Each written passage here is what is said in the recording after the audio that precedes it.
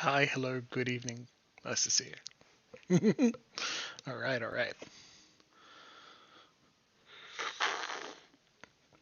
I'm just gonna take a big sip of my coffee, which is in fact a mocha tonight, because I don't know. I was second vaccinated today, so I'm allowed to have a little bit of a treat bonus. Good to see everyone tonight as well. Mako, nice to have you joining us for as long as you can, because I know you're busy on Wednesday nights. And good to see you, Hendo, as well. Woo! I actually start leave on Friday, which was presumably about Fano, but with COVID and all of that not happening, I don't need it, so I'm just going to rest and then need it in a different way entirely, just sleeping. And probably finishing Pathfinder Acid Righteous, which I desperately want to finish, because it's really good. Hello, Loxy. 7 weeks of leave built up? That's pretty good. False! Nice to speak to you tonight. I'm doing okay. Yeah, alright, so let's catch everyone up. I had to be away Wednesday last week because it was a strata meeting, which was boring, but politics and whatever. And that was worth just doing. So we didn't start Final Fantasy 2. And then I was away this Monday because I had a lumbar puncture. And they are not kidding with how intense lumbar punctures are. I don't want to go into too much detail about the lumbar puncture because it could hit on anyone's phobia about needles. Feel free to Google it or message me on Twitch, and I will answer it as a message. You can also message on Twitter. I'm alive. That's a plus. Alive enough to go accept another vaccination and hope that doesn't kill me today. It won't. The first one was absolutely fine with maybe a little bit more tired, and I'm hoping I'll be slightly more tired tomorrow. That's it. Pretty pleased, really. While I was recovering from the lumbar puncture, which involves lying down flat for 6 hours, it's okay. The last 4 hours you're allowed to lie on your side. You don't have to be on your back. That's a plus. Some friends dropped off a really cool thing. A really cool shirt. Move it closer towards the camera. Yeah? Really cool colors. Really cool shirt. Yeah, I absolutely took a selfie from the jab just to also take advantage of the fact that Twitter spreads images further than it spreads links to offsites. So you can't force. That sucks. They've opened up to everyone over the age of 16. How young are you? You're engaged. You're supposed to be over 16. Supposed to. Thankfully.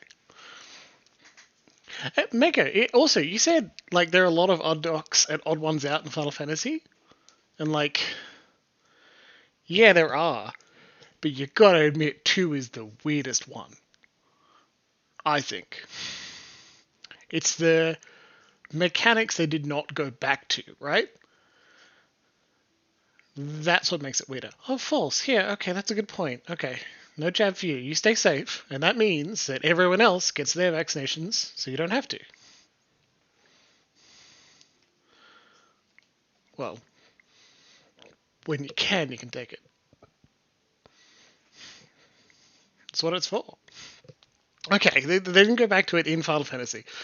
It's the basis of the entire saga. And I think the first few sagas were known as Final Fantasy Adventure. Right? And I suppose they didn't go back to it in a main numbered series. If we're replaying the series in that order,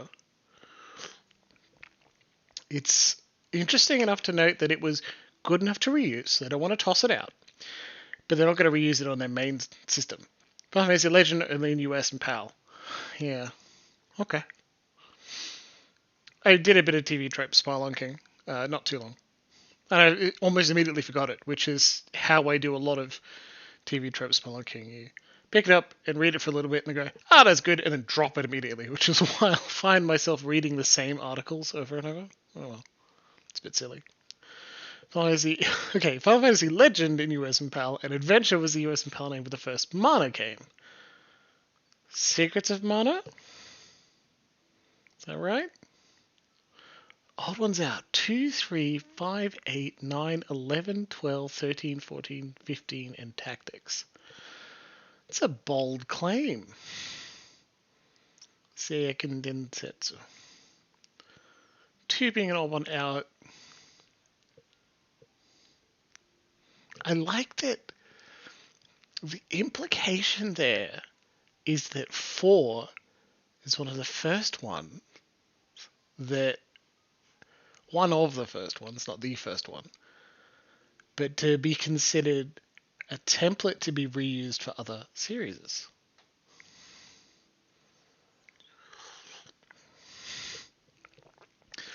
And Hendo, this is exactly why it honestly doesn't matter if you've played any of the series before at all, because we're going to end up arguing about it anyway.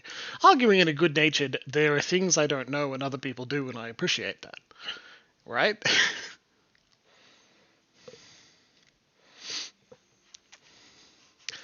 Because I don't want to know everything. That sounds very stressful. Which version of FF4 is the old one out? Stream chat only shows the messages from when you joined. I assure you, Hendo was with us. And the first few minutes of the stream was me dealing with a hate raid bot. Just a block, not too bad. Well, I'm going to click game stream. So we get a good view of it. Let's get going. First off, cool image of this dude at the top here. False. No, they haven't figured out the bots yet. And the solution so far has been sue the two of the people, if they're the only two, I'm not sure, involved who are responsible. Like, that's a good action. I don't know if it'll fix anything anytime soon. The legal systems are notoriously slow.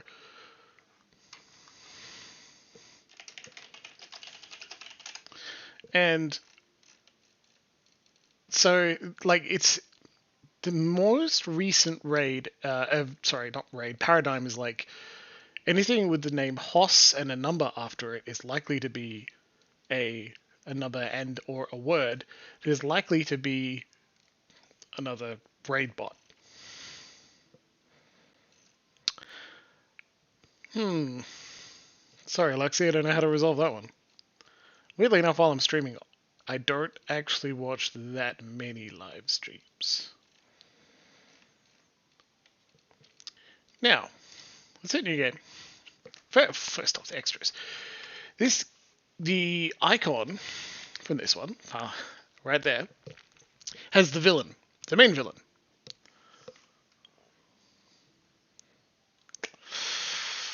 He also isn't named until like the second translation, where he doesn't give a name. He is named as the Emperor, but they name him Mateus, which is the server on which I play on in Final Fantasy XIV. That's the...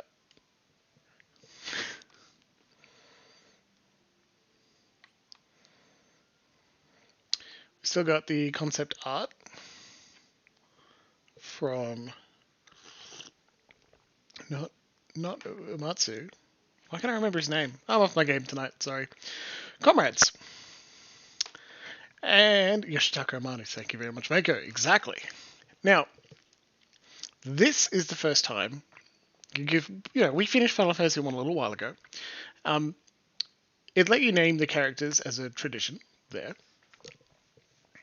It let you set the classes, and you built your party because it was supposed to be D&D. Essentially, Dungeons & Dragons Adventure that was translated or adapted slightly to run on the Nintendo Entertainment System. Here,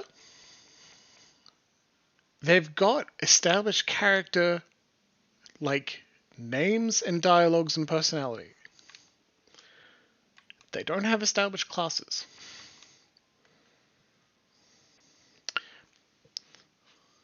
80s Amano also likes bearing half of Maria's torso. Amano really doesn't like pants because Guy is not wearing any. In a novelization, it's... let's give it away now. Alright, it's not that big a twist. There's no much point holding on to it. It's established that Guy was like raised by animals for a lot of his life. So Guy speaks beaver. And that's quite an important plot beat too, to discover that Guy speaks beaver. And I think that's very funny. It's in the game, not in English. At least not that I remember. It's pretty cool. I love horny design. I don't like where it interrupts other game flow. Okay, fantastic. I mean, Guy speaking beaver is pretty important, but that he's a wild person? I'm not sure. Oh well. So they've got established names, right? Pretty cool. I like that. They've also got established personalities. But in a trend that continues all the way through a lot of Final Fantasy, I think it gets removed in 10, when they start adding voice-acted characters. They want to have voice-acted like responses to the characters. When that level of characterization gets in, you can't just simply swap out the word. They only allow you... They remove the ability to rename your characters, and generally allow you to rename one character, who was supposed to be the viewpoint character. So in Final Fantasy X, Tidus... I really wish it was Tidus. Tidus is the only person you can name in 10, and 11's an MMO, and I don't know if 12 works. I don't know if 12 you can rename anyone. Yeah, I haven't played 12. I started watching a Let's Play for it. I was very excited about it. It was done by a person who does excellent Let's Plays, and he's just stopped. He's continuing to focus on Guild Wars 2. Oh, fair enough. Well, I know it's good. I'm going to get around to it. So Deadman's been haranguing me for like a couple of weeks in a very funny way. He's like, you know what you should do? You should rename him.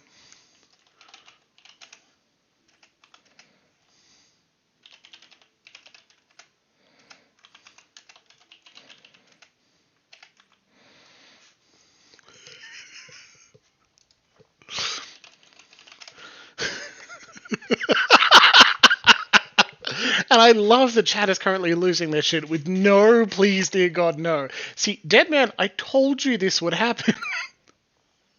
I told you, they're going to lobby for either. Yeah. You knew this would happen. You wanted to see it, so I really wanted to go through it. Now, we had a lot of fun naming our people. And I actually think Ubit 2 would be really good. But I also think I kind of want to have the canon names. I kind of do. Because I don't know if we'll continue it all the way through. I know in some Final Fantasy 3 they let you rename the characters and they don't have that much individual dialogue, so it doesn't matter. So FF3 would be better for it. I've played 3 about 3/4 of the way through on my iPad. And it's a different, very different translation to PC. I kind of want to use the canon names. But I don't want anyone to feel like cheated of the opportunity to vote on that.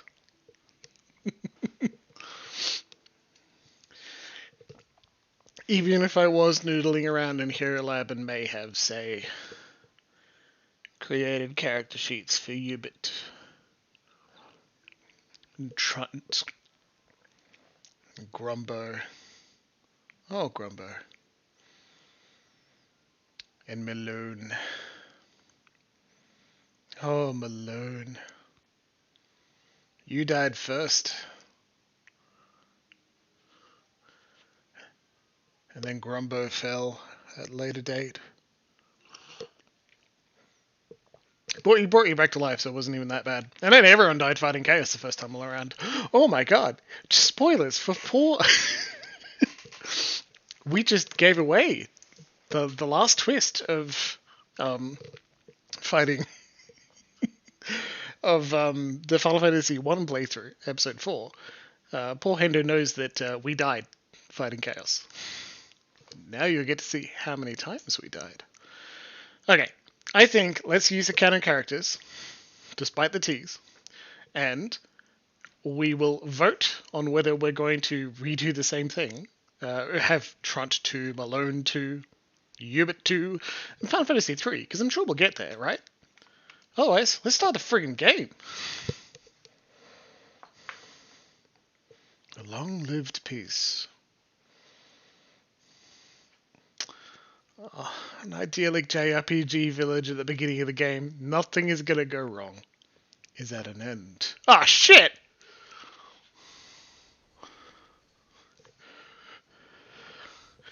You just realized no game audio? Fucking goddamn it.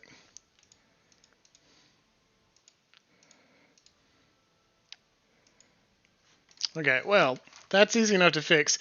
It's pretty good audio, so we do need to fix that. Properties.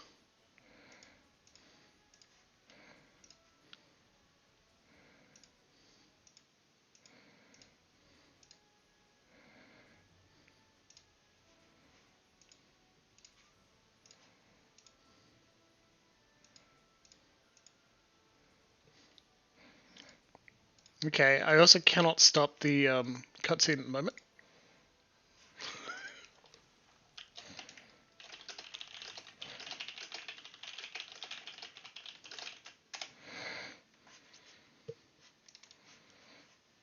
So, why aren't you displaying any sound?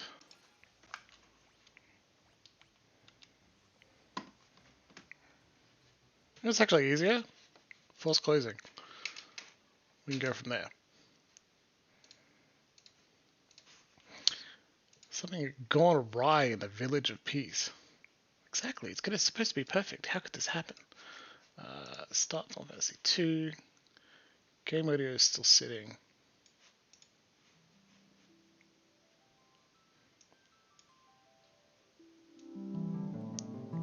Okay, how is that, everybody? Is that okay? We should have music at this point. Game sound. Alright, beautiful.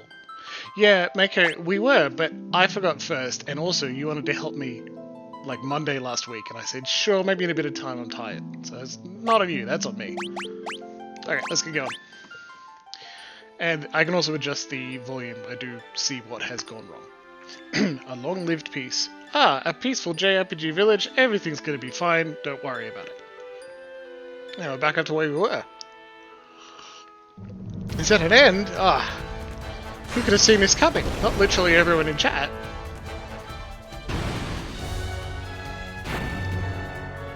Love burning down villages like this. The Emperor of Palmesia has called forth. Ah shit. Has begun his campaign for world conquest. The text is much faster than Final Fantasy 1. A rebel army arose in the kingdom of Fynn to thwart the young empire. But the rebels' castle fell to an all-out assault by the empire. An all-out assault with like 12 guys. Left with little choice, the rebels withdrew to a remote castle of Altair. Seriously, that text is faster than I expected. 4 youths from Fynn also found themselves fleeing the Imperial forces. They lost their parents at the hands of the Empire, but their escape wasn't over.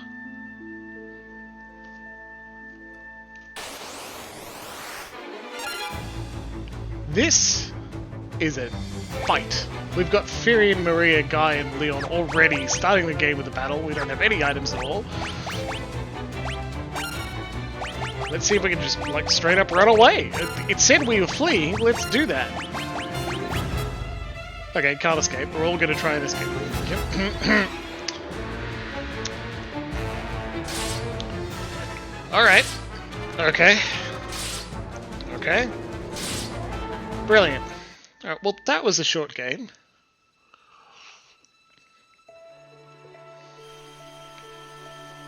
Will he live?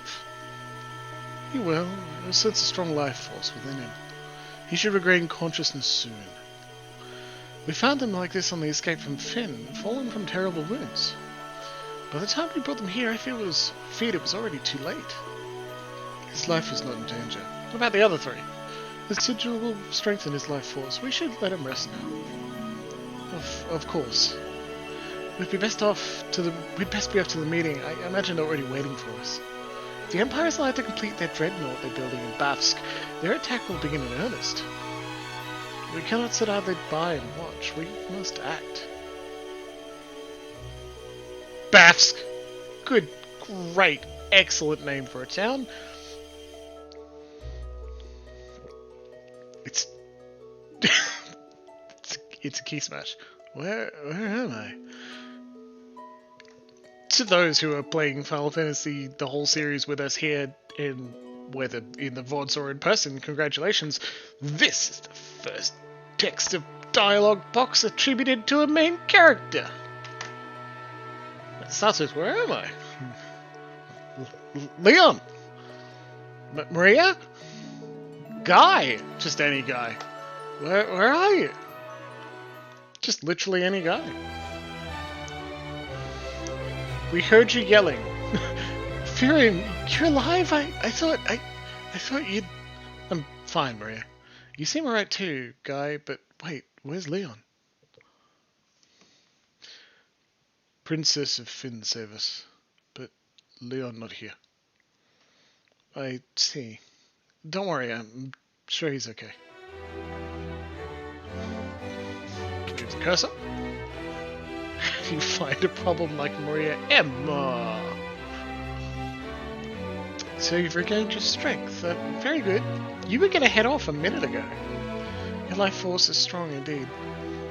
It was you who saved us, wasn't it? Thank you. Forgive me, Your Highness. There is something I must ask of you. Please let us join. Please let us to join the Rebel Army. That's an interesting translation. I could never allow such a thing. You know nothing of battle. You would only be throwing your lives away. You should return to your homes. We have no homes? Not anymore. The Imperials attacked, and our parents... I'm truly sorry, but that changes nothing. I cannot permit you to join our army. If you've got nowhere else to go... you're welcome to stay here in L2. If you know our password, you should be able to live here well enough. The password is Wild Rose. Remember it well. Another mechanic that is not reused. At least I don't think it is. Right, here, there are keywords in dialogue that you can say learn this dialogue, and you can say ask about any of the keywords. Wild Rose. The Wild Rose is an insignia of the Kingdom of Finn. It represents our hope for a flourishing future of strength and beauty. But what will become of Finn now? I've heard that the Empire's captives suffer there in confinement even as we speak. Maria, your brother Leon is missing, is he not? It's possible that he's being held in Finn as well. But Finn is far too dangerous to travel to now. The Emperor's beasts still stalk the streets. Getting entrance to the city will not be easy. The man at my right is Minwu, the white wizard who tended your wounds. Speak with him before you leave. He may be of some assistance. Alright. Well, thanks, Baker. I hope you have a good game. Then we can ask about White Rose again, and it just repeats the dialogue. Because that's how it works. There are no key items alone now. We just leave. Dialogue over. Gives us a quick, here's how to use the system. It's actually the same controls as before, which is pretty useful. The portal Paloon lies not far east of here, but a lake separates us, so you won't be able to reach a town without a canoe. Talk to Hat. Oh, I'll talk to Hat. This is Rebel Army's war room. Heading to Finn, are we? It's not my place to tell you what to do, but I'd reconsider if I were you. It's a dangerous city to be, you see. The city is crawling with the Empire's monsters. To the north lies a small village called Catfria. Judging by the look of it, you'd be lucky to make it that far. Before you go anywhere, I suggest you visit this room with the sigil that saved your life. You'll find people who can teach you a thing or two about adventuring. I think you're gonna need all the advice they can spare. Okay, so did they just set up after I left, or... Hey, look, we can change our active model. That's nice. Can they give us a canoe? I hope so. I see your destiny clearly. The future it holds seems closely entwined with my own. You begin by journeying to Finn. That's the first step to realizing your fate. Learn any key items? Oh, okay. What about Ask? What about White Rose? You've wasted no time using the password. Heed well the information it will bring you. You can learn much of value by listening. I offer you one more bit of advice before you depart for Finn. Those who have fallen in battle can be revived at a sanctuary. Should one of you fall before you reach Finn, go without hesitation to the nearest sanctuary. Alright. Where it is, thank you, Luxie. We'll do that. Look through this cool door.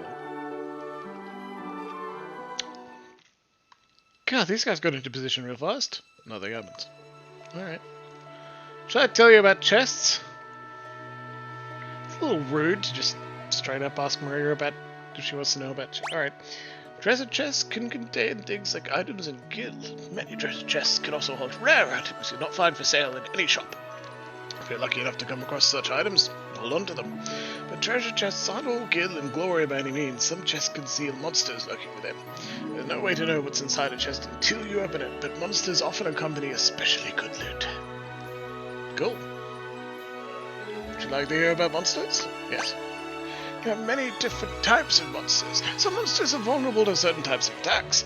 For example, the undead are weak against fire, and aquatic monsters are weak against lightning. However, there are also monsters that absorb particular elemental attacks. Casting fire on a monster made of flame will heal it instead of doing damage. First time that appears in the series as well. Like, we're pointing this out because if we're having an opportunity to look through a game and a series' pedigree and history, like... let's draw our attention to the first time design specifications on things change, right? And earlier, there were undead enemies that didn't take extra damage from fire specifically, but you could heal them. Let's make a 7-hour video about it. Oh, Luxio would. If I was at all capable of writing anything longer than like 10 minutes on a particular subject. You can damage zombies and other undead with restorative magic like Cure, Ding, and items like Garlic. What? Alright, cool. But be careful when using spells that steal HP or MP, such as Drain or Osmose. When used against the undead, these spells can backfire and hurt you instead. MP? What's this? I thought we came from spell slot land, didn't we? Magic points. It's much easier to have than front and back row. Front row, take and deal more physical damage. Back row, take and deal less physical damage. Magic points are amazing. Cast spells not by... Dual wield shields, my favorite. Brilliant idea. Give Marie a sword. But she in back row. How we use sword and shield from back row. Perhaps not use shield, and instead use bow from back row. Because I think as a ranged weapon, the bow will deal the same amount. Yeah. I do like the hair, I do like the design. Furian's cap, I like... in concept, if not execution. It's one of the things you can get in Final Fantasy 14 that I have, and I just don't wear it. Furian, yeah, it's a cap. It's also a head wrap, I think. It's very cool. Not that I can show you any more detail without going back to the extras and pulling out the art. You want to know about the flee command, am I right? You calling me a coward? You can escape from battles by selecting the flee command. There's no point to fighting a losing battle. If a foe is too difficult, you're better off fleeing. I tried. Think carefully before you act. Hey, fuck you, buddy. Shall I teach you a thing or two about weapons? He's gonna stab us. There are 7 weapon categories. Swords, spears, axes, staves, knives, bows, and unarmed. Is that really a weapon? It's a category, I guess. Swords, spears, axes, staves, and knives are one-handed weapons and can be equipped along with a shield. It's also possible to equip two one-handed weapons, one in each hand. Badass. Equipping a bow requires 2 free hands, but allows the character to attack with the same damaging force from the rear row of the party formation. Fighting unarmed is another splendid choice and can be as powerful as any weapon. Unfortunately, equipping a shield cuts an unarmed combatant's attack power in half. If you plan to fight unarmed, it's probably wise to just skip shields altogether. Would you care to hear about the information displayed on the status menu? You can develop the attributes and abilities displayed on the status menu by fighting battles. And here we go, the weird mechanics. Attributes such as strength and magic will change according to the actions you take in battle. If a character attacks, his or her strength and weapon skill may improve. Similarly, if a character uses magic, his or her spirit, intellect, and magic level may improve. There are 11 different attributes that can change. Would you like me to explain these 11 attributes in more detail? Yeah, sure, man. HP. If a character loses HP during battle, his or her maximum HP will increase. Participating in lengthy battles can also increase maximum HP. If a character's MP drops during battle, his or her maximum MP will rise. Just say they, man. His or her is so much longer than just they. Attacking during battle will increase a character's strength. Stamina. If a character loses HP during battle, their stamina will improve. Using white magic in battle will increase the caster's spirit. Agility. Battling while your evasion is high will raise agility. Okay, so you gotta raise evasion to raise agility? Intellect. Using black magic in battle will increase the caster's intellect. Magic. If a character's MP drops during battle, their magic will rise. Accuracy. As strength rises, so will accuracy. Equipping better weapons will also improve accuracy. Evasion. Being attacked by foes will raise evasion. Equipping shield will also improve evasion. Magic defense. When foes cast spells on a character, their magic defense will rise. Ah, okay. I'm putting out a little bit of a cool thing here. It's not when foes cast spells on a character. It's when anyone casts spells on a character. As you can see, it never hurts to try all manner of things in battle. So, if you can raise stats by doing things, lowering MP, having a HP lowered, casting spells, and I just said that you could raise those things not by targeting enemies, where does it leave us, huh? Just ponder a little bit. What would you say to a little lesson on skill levels, huh? Skill levels can be divided into 2 broad categories, weapon skill levels and magic skill levels. But wait, there's more. Weapon skill levels are divided by weapon type, such as swords and axes.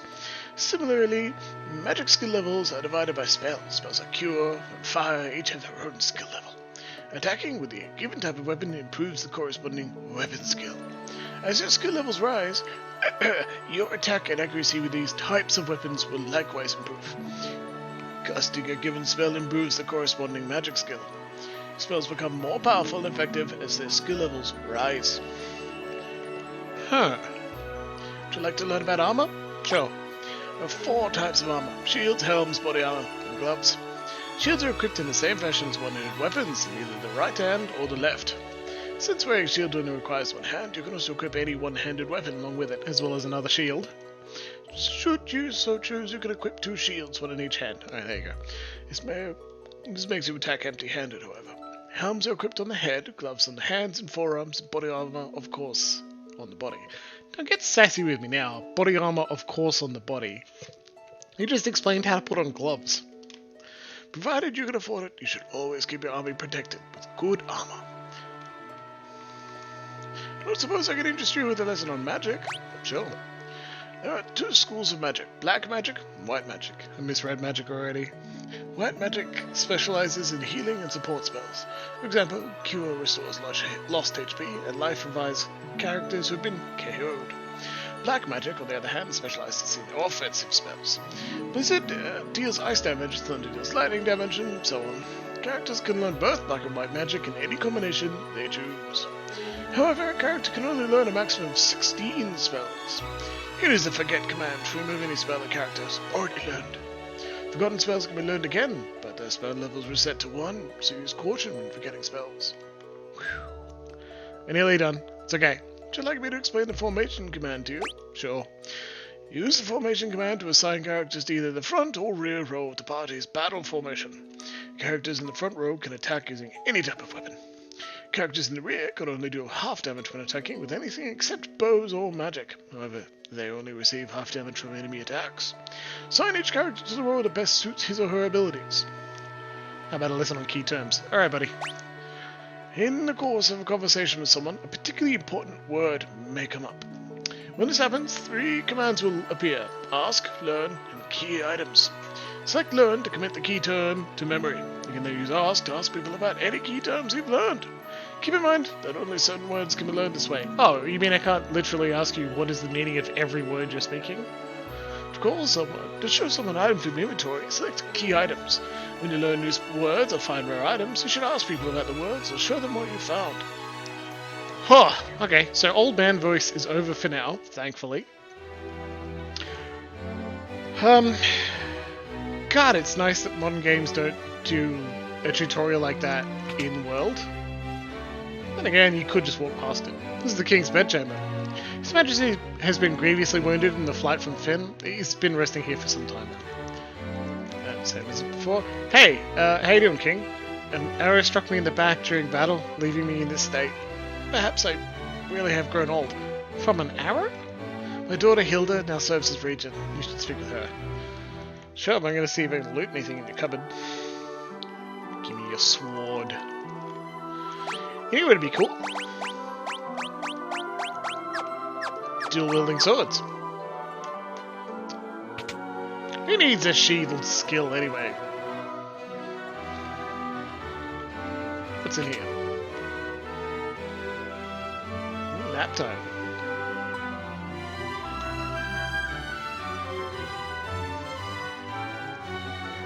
Funny how a king doesn't have a king-size bed.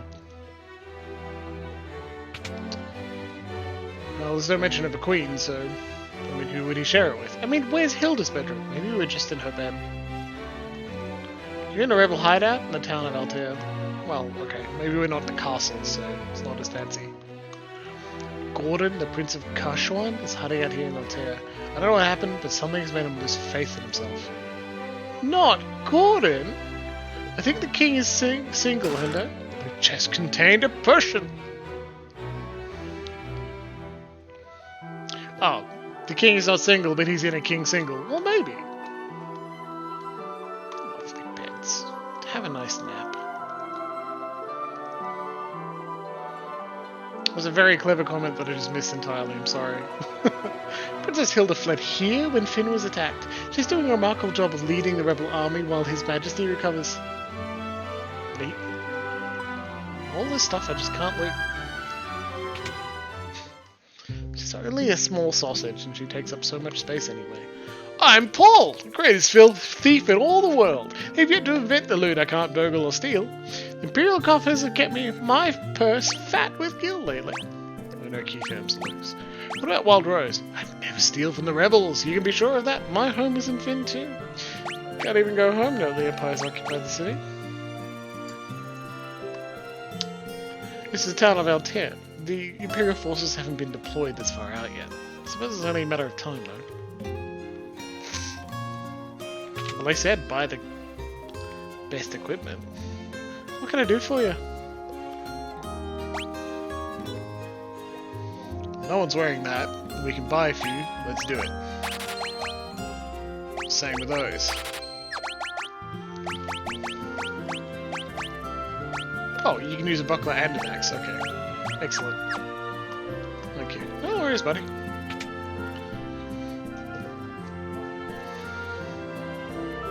The PCs are, yeah, Furion or Maria, I guess, in the circumstances is going to be like, hey, small child, Wild Rose, and see what happens, right?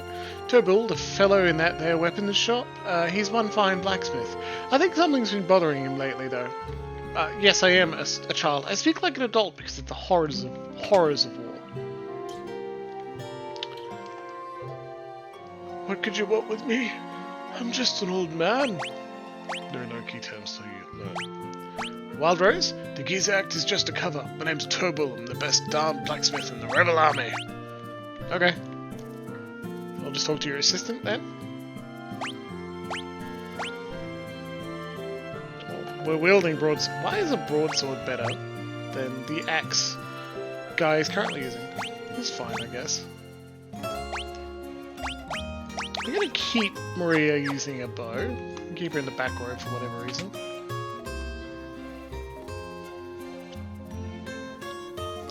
Magic shop.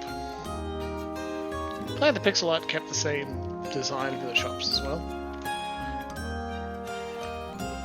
Well, we can afford one of these, so it's going to be Cure. Sorry.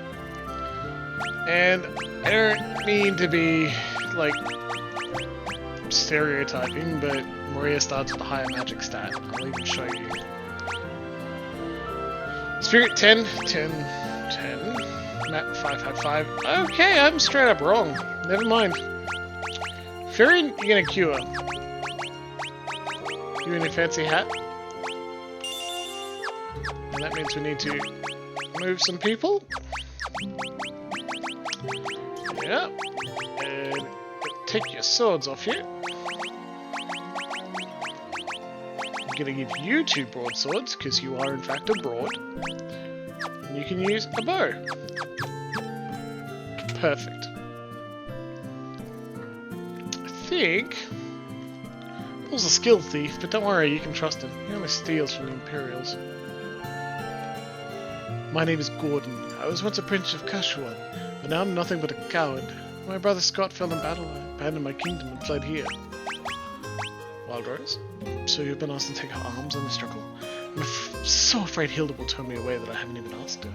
I'm stalling here. I'm just a spineless coward. Go ahead, laugh. I deserve it. Can't learn the key term coward, which might be useful when encouraging some people to be rebels. Item shop. What can I do for you? Oh, what about you? What can I do for you? Ooh, that's a different set of items. So, it might be interesting if they can only sell 4 things at a time. Particularly odd. I can't afford any of those. You can buy elixirs. Generally, in other Final Fantasy entries, elixirs are something you can make or farm, but you can't purchase just a stock of them. So that's interesting. You can here. Oh, it's that guy again.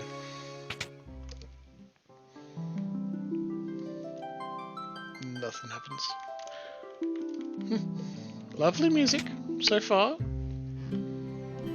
The town music doesn't get overwritten by the shop music as well. Alright, so now, here's the world map. We can see the whole thing from here, and that's the beginning. Now we can get random encounters.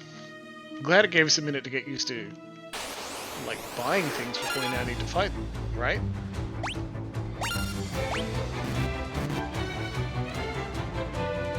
Why can't you use magic? Oh, because we gave it to Fairy, you idiot. Yeah, right. Okay.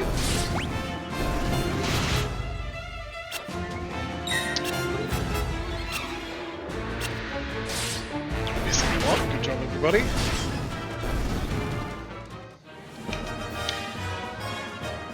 We're not getting any experience.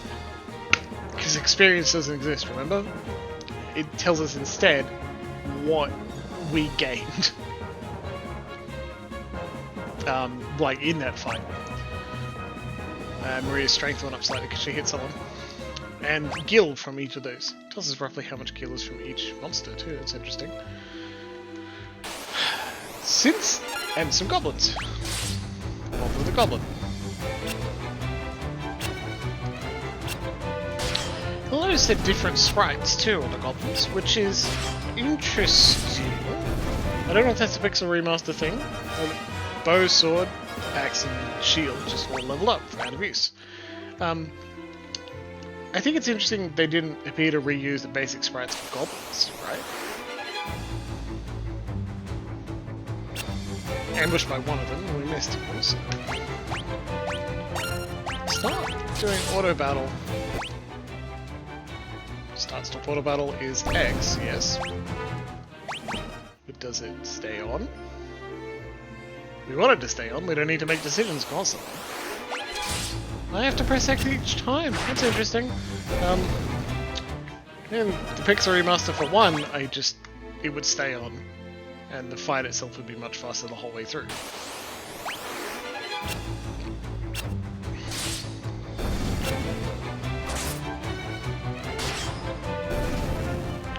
Maria is currently poisoned. She's no longer poisoned. That's close. So, the whole world is opened up as well. Like, you can't get across top right. An airship flies past because the Emperor's off doing shitty things. Battle on. Oh, okay. And, other than that gate saying you can't get across this canal system yet, aside from those organized, very specific story beat gates, like get the canoe before you can get across this lake, you can go pretty much everywhere. You can at least go much further than you should. Now we've got random encounters, and the random encounters are dangerous, and we're specifically grinding a little bit by walking in circles, because the random encounters change where you are on the map. Again, much like Final Fantasy 1 and nearly every other game you've played, I bet. I know you can accidentally cross a bridge and run into the trope known as a beef gate. A beef gate is a monster that is dangerous and will kill you. It tries to separate up the games, not by broken bridge gates, i.e. you can't get past this until you do a story beat. You can only get past it once if you're strong enough. The only way to get strong enough is to fight a lot, and generally if you save game a lot, you'll get beaten by a monster, die and think, ah, I guess that was really tough, I guess I wasn't supposed to go in that direction. Right? But now, with a couple of levels up in Sword, get some extra HP too, Maria is swinging once, killing an enemy, swinging again immediately because she's got two swords, and it auto-targets from one to the other, which is not something you did in Final Fantasy 1. That's a development, and a good one. She's also on 9 hit points, because she started with 20. So we can't auto-battle our way through this. Let's instead use Q and get 1 MP out of our 10 to heal Maria. Hopefully we'll get the spell off before she kills both of them very quickly. Alright, very effective, thank you. So if I cross this bridge, we're likely to get stronger random encounters. We may do that once we just, you know, get this heal off. Meantime. And since Maria is attacking and killing both of them in a row, Guy wouldn't be getting much, if any, axe experience, as far as I can tell. So even then, you got to balance that out too. The leveling system is different, and it's odd, and worth considering. Guy's axe and shield is also leveling up, and that's good because he'll block more attacks with his shield than he would without it. I don't like dying. I don't like redoing content. Noah Gavay has an amazing segment on one of his very long... Oh, okay, not that much stronger, that's good. Very long videos that I really enjoyed. He says most of the frustration experience when he loses a game is actually in the replaying. When you replay a segment that you've done before and you're like, ah, I know what the story beats are, I know what this looks like, I didn't... Okay. We may have just killed ourselves because we walked too far south. But these are probably undead, so let's hit the all enemies button and cast heal on it and see what happens. Okay, so they're resisting all of our... Yep. Kills Guy in a single hit. We deal a little bit of damage. Furion dies. Maria dies. Party was defeated. Start from most recent save data. So Mako said, welcome to death when we started playing it. And she was correct. We're going to die a lot. We're going to die a lot when we're just trying to grind a little bit. We're going to die a lot because we've accidentally walked in the wrong direction. We're going to die because I'm not paying attention and we walked too far and we're in kill land. starting the game specifically with our party dying is not is actually pretty indicative of how the whole experience is going to go too. Luxie mentioned that Noah didn't go into too much detail, and like, yeah, he didn't. It was one of the Resident Evil.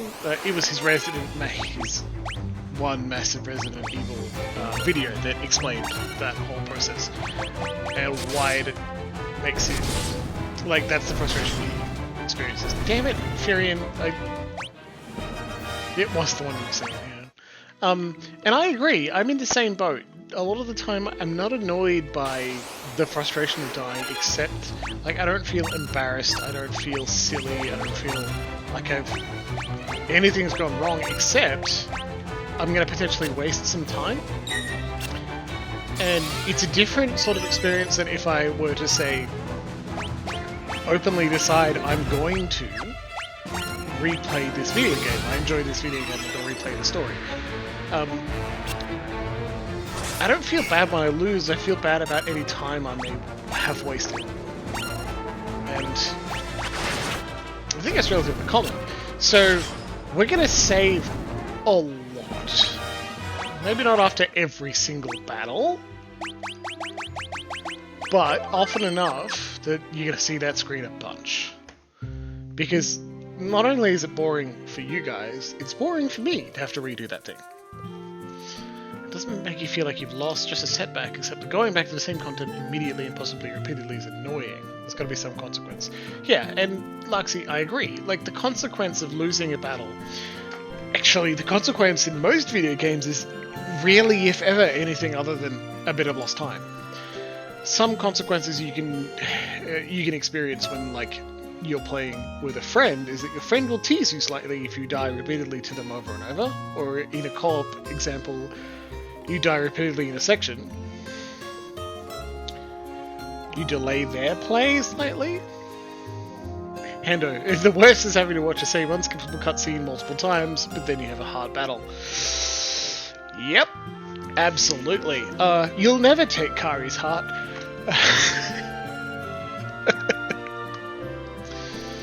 Yeah. Unskippable cutscenes are fine in my eyes until that happens. If the game's writers and designers want you to see what they've made for you once, yeah, great, excellent idea. Multiple times in case of failure? Less fun, come on guys. This is the village of Katria. Finn is just over there, across the lake, see? It's a river, dude. Yelling at the screen, yes, yes, I know! Yeah, absolutely. Let's give him all the first time cutscene is totally fine. I'm glad you agree with me, Luxie. That makes me a thought leader, does it? I'm kidding, please, don't call me a thought leader. You don't want these. I'll take thought leader.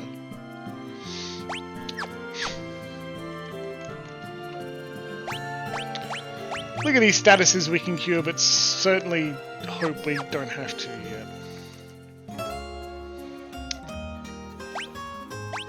Buy one Phoenix down, not even a tent. Because they don't have tents, only cottages. We can rest up at the inn, but we kinda don't have to. I just manually healed because I thought this wouldn't be a friendly town. Have fun, Emma. If I'm too loud, you let me know, okay? The Imperial forces have occupied Castle Finn. The gates are drawn. No one can enter. And with Imperial troops and monsters roaming the streets, the city isn't any better off. Shit. There's a pub just on the outskirts of Finn. When the Empire invaded, the barkeep didn't make it out in time. They say he's still working there, pouring drinks for the Imperials.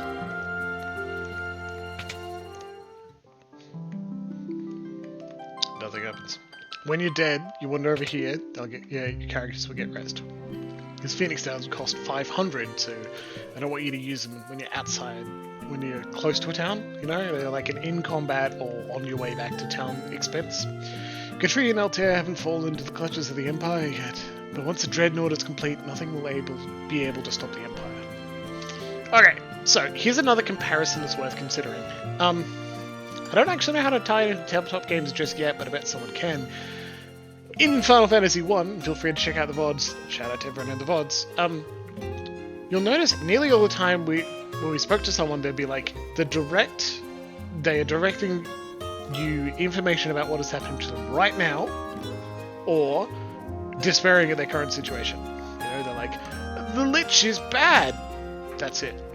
Actually, I think it was the vampire that didn't know the Lich was behind it. It was supposed to be a twist. Like, the vampire's bad. And we go, yep, alright. I guess someone will better deal with them. You can talk to everyone in town and find out information like, the vampire's bad, the earth crystal's nearby, and it's not great, so we need help. Go deal with them. Because it's to the south. Alright, cool. Here, we've got specific information where current information about the world that they're not currently related to, they're actually worried about something in the future. That's leagues better in writing. That's a significant change, and I don't think the multiple translations over time changed that too much. Not only do we have dialogue-capable main characters, even random NPCs on the street are speaking slightly more naturally.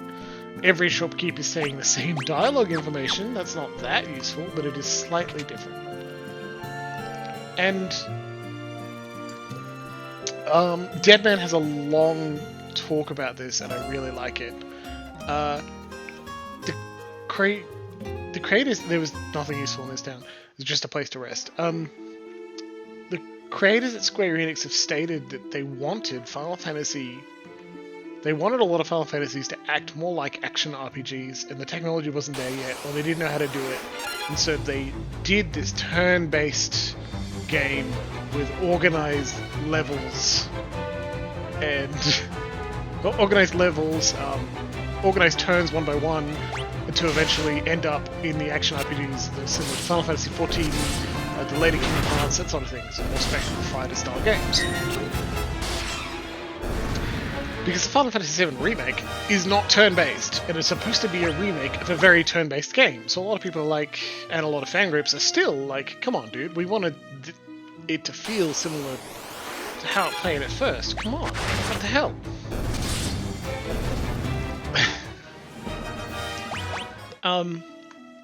But Square, at least several game designers, have gone on record as saying, no, they actually wanted it to feel like an action, quick, striking, like, fast-paced game.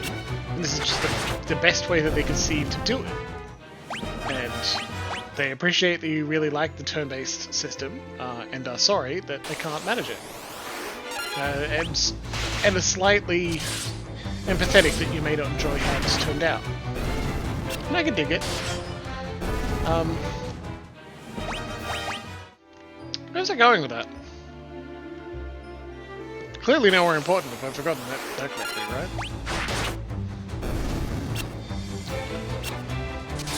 Let's get on the shit list for several fan pages of Final Fantasy message boards.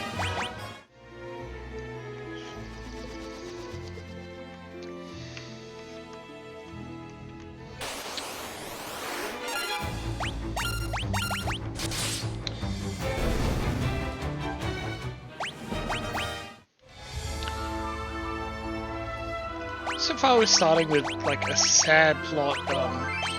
The first part of the game you're explicit that Leon is in your party and he falls with the rest of you and he's gone missing, and then we've got a hole in our party. There's like an explicit point where we are missing someone and they want that feeling to flow through. Final Fantasy II is also the first one to have guest party members. I will bring more detail about that when we get one. So we need to cross this bridge because we've been to the only two places on this side. We can't go south, otherwise we'll die because we'll run into those ghosts that look more like skeletons, and they'll friggin' kill us. So what do we do? Well, save. And yes, after that it was just a few steps, but there's no reason not to. How far can we go before we start dying?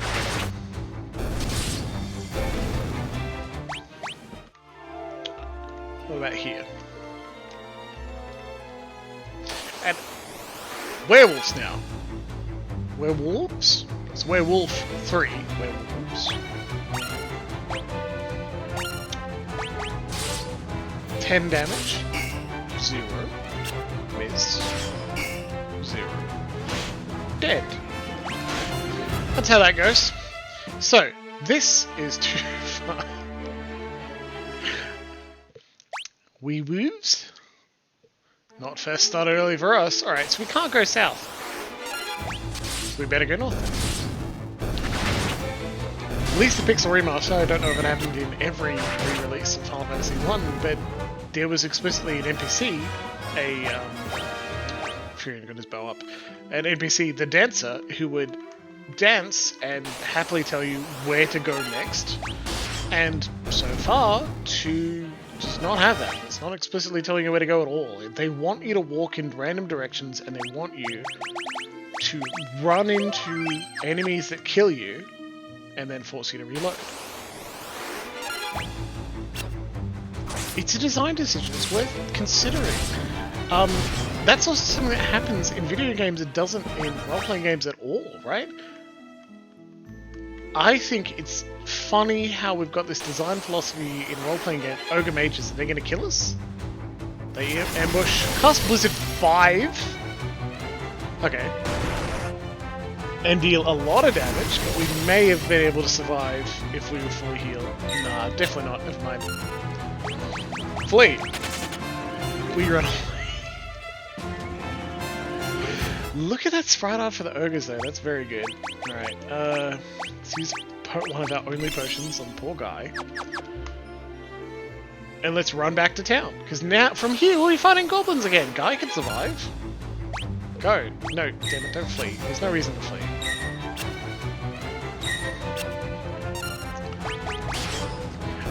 So we were talking about the expectation of dying. In a more, when the narrative is more clearly entwined with the consequences of your actions. What am I talking about? Let's take a step back. In video games, death is more expected than tabletop games. Now, I may be a video game streamer at this point, but I mean, I did run a podcast for 3 years in role-playing games and stopped doing it because it was making me sad. Joe Hendo. I mean, I'm not going anywhere. We have break at 8:30, which is in 28 minutes, but it's a long time to wait if you need to go get a snack or food or something. Make a nice drink. In role-playing games, dying is a big thing. It's exactly what Luxie said. So, before we res, let's talk about dying. Why sad Jimbles? Oh no. No, we'll talk about Professor Jimbles Dice Bag in the podcast and that sort of thing later. When death is more heavily... It is a long story. When death is more of a big deal in role-playing games, and they're not in video games, even when everyone in the party died and said game over, we were back in less than 15 seconds. I hit A 4 times, it loaded the most recent save, problem solved. That's fantastic. We don't do that in role-playing games at all. And I wonder why. Is it because role-playing games cleave more heavily to stories and narratives than video games? Maybe not. Maybe it's just hard to have death mean a lot in a video game where you would be not only putting in your time, but more money on average. If your total party kill ends your game in a tabletop game, you create a new game. But what would save states look like in a tabletop game? Are there any groups or expectations where you can say, well, we all died, what place would we like to begin playing again from? The very beginning with a new story? The same world with a new story? Do we want to go back to last session? Lux has got a solution there where you can say tabletop system where people died and were raised more easily. Even now, we're going to be raised by talking to a thing, and I don't even think we need to pay Gil. 2 of our characters can return from knockout or death.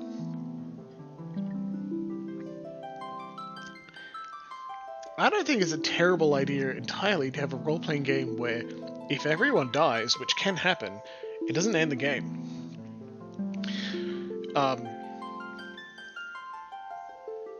You still treat it as like a failure and a consequence. Maybe a year passes, someone else dies in your stead. I'm cribbing from Geist. It's exactly what happens in the World of Darkness game Geist.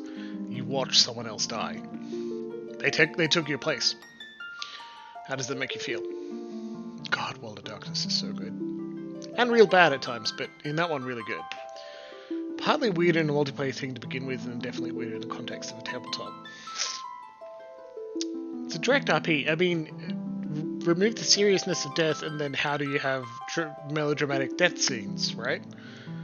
Well, you can build it into the world to say that these heroes only die when they give up, or when they decide they need to, or something. Don't know. Final Fantasy 1, we weren't asked to roleplay at all. In 2, we're kind of not being asked to roleplay either. In Baldur's Gate, you are. You can still load a save. Honestly, I don't feel like blaming computer games for the problem. Their solution actually feels slightly more gratifying to me. I don't like it when my role-playing game character dies and it feels pointless. I don't like playing games where death happens a lot and randomly. The first few levels of D&D and Pathfinder suck, because you can die meaninglessly quickly. And then at level 5, you kinda can't. You'll only get ground down over time. Anyway, I don't have a solution. Just think, if you run a lot of role-playing games, or playing them, just think about it. Bounce ideas around your computer games. As you pray, a warm light suddenly envelops you, and a voice overflowing with compassion rings in your ears. What up, bitch? Wandering soul, return now from that distant land where sorrow and darkness hold sway. Shove the corpses.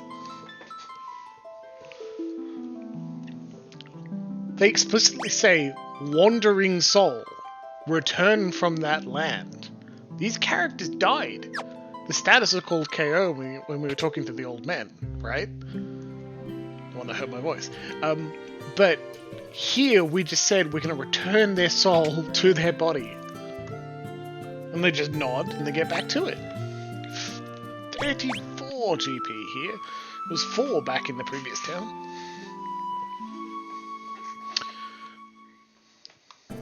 And it puts you out the front of the inn as well. That's got to be a quality of life change. Like, once you've rested, you probably want to keep going, so let's go.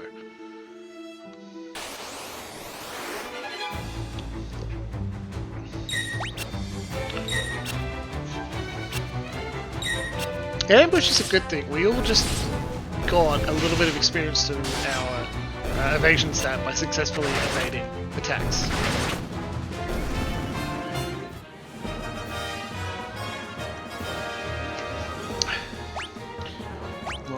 Even if you choose these options in the computer RPGs, it feels less committed to going through a character's story once, in the same way you go through time in our reality in tabletop.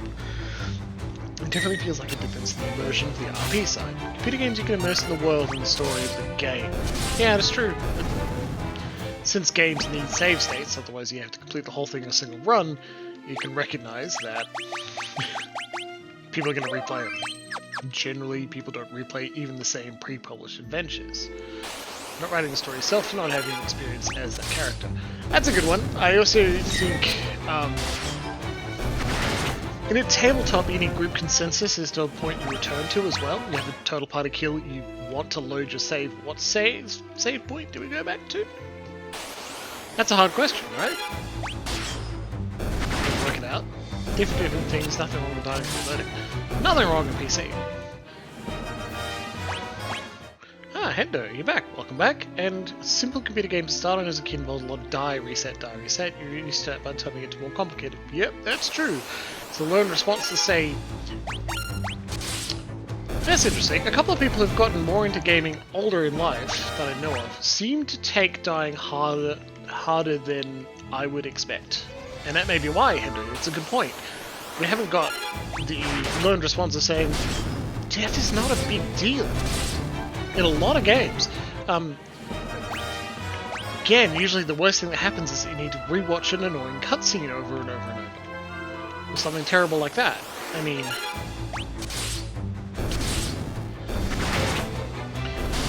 I think a good way to do that is maybe like grind on a game like I want to be the guy, or Super Meat Boy, or something like that, where failing and dying repeatedly over and over and over is just expected.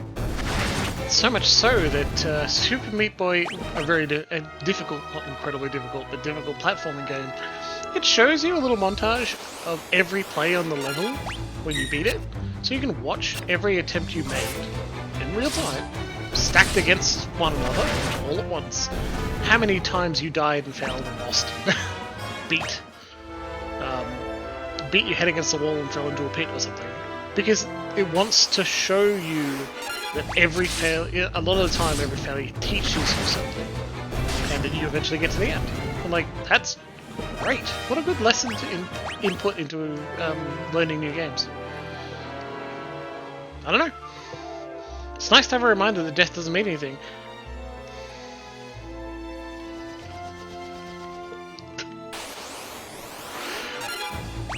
So we found where to go because we didn't run into stronger enemies that killed us immediately.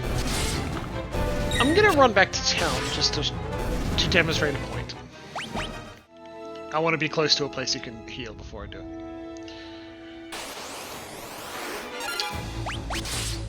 We're not ready to do it yet, but it is a way just to spend a bit of time grinding. Now we're getting enough gil from a couple of battles that it is worth. No, we don't have to run all the way back to save 40 gil. Very curious about a tabletop system where your character's death point is often the unconscious, and the character is lugged out and healed, which seems not far off dying being res, but the total priority kills where it's different. Yeah, that's a good one, absolutely. And say, well, if not everyone dies, you get out okay. You've got like a button you can press that teleports your friendlies away, or some other excuse. Or I'd have it the other way around. If someone dies just by themselves, it's on the other players, it's on the other characters to bring them back. But if everyone dies, something's gone wrong with the game balance or luck that night, and so you restore from the save point. The way it worked here.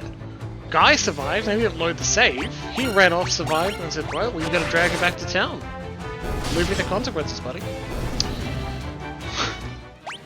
Okay, so, remember how I said, it doesn't actually matter. You can use magic outside, but I don't think you get... Do you get experience? So, we got that far in.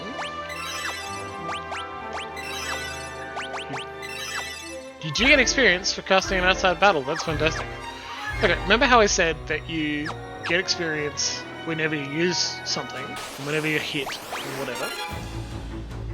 But you doesn't have to be the same person?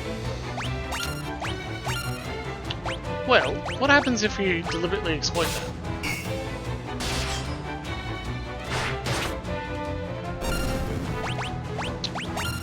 So what if you attack your friendlies?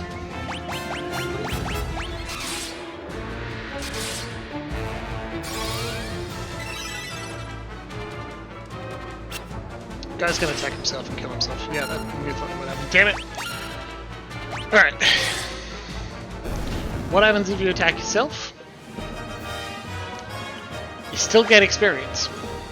You still get MP because you were casting heal in combat, so you went from 50 to 21. You still get HP for being hit, strength for hitting, stamina for being hit, but not Guy because he died. Yeah, so that takes a bit of practice, or at least to know what you should be doing. But you can attack yourself. Oh, now it's 11 gil. Wait, we don't want to rest because you're currently dead. Guy's not currently alive despite what that just said. We need to go to the... Damn it. We need to go to the shrine to be rezzed, then rest. Okay, cool. That's me, good at video games. Wandering Soul instead of Wandering Souls, at least that makes sense. They just thud, drop his corpse. I'm fine, it's okay, everyone's died once now. So, we're in an area where the enemies can't damage us that much from just fighting, right? Goblins, a lot of time they attack, we don't do much. We're pretty strong with attacks. Could our defense be higher? Maybe. If you get more HP by being attacked, well, let's attack ourselves.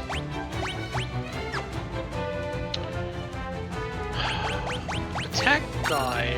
Guy defend instead of attacking.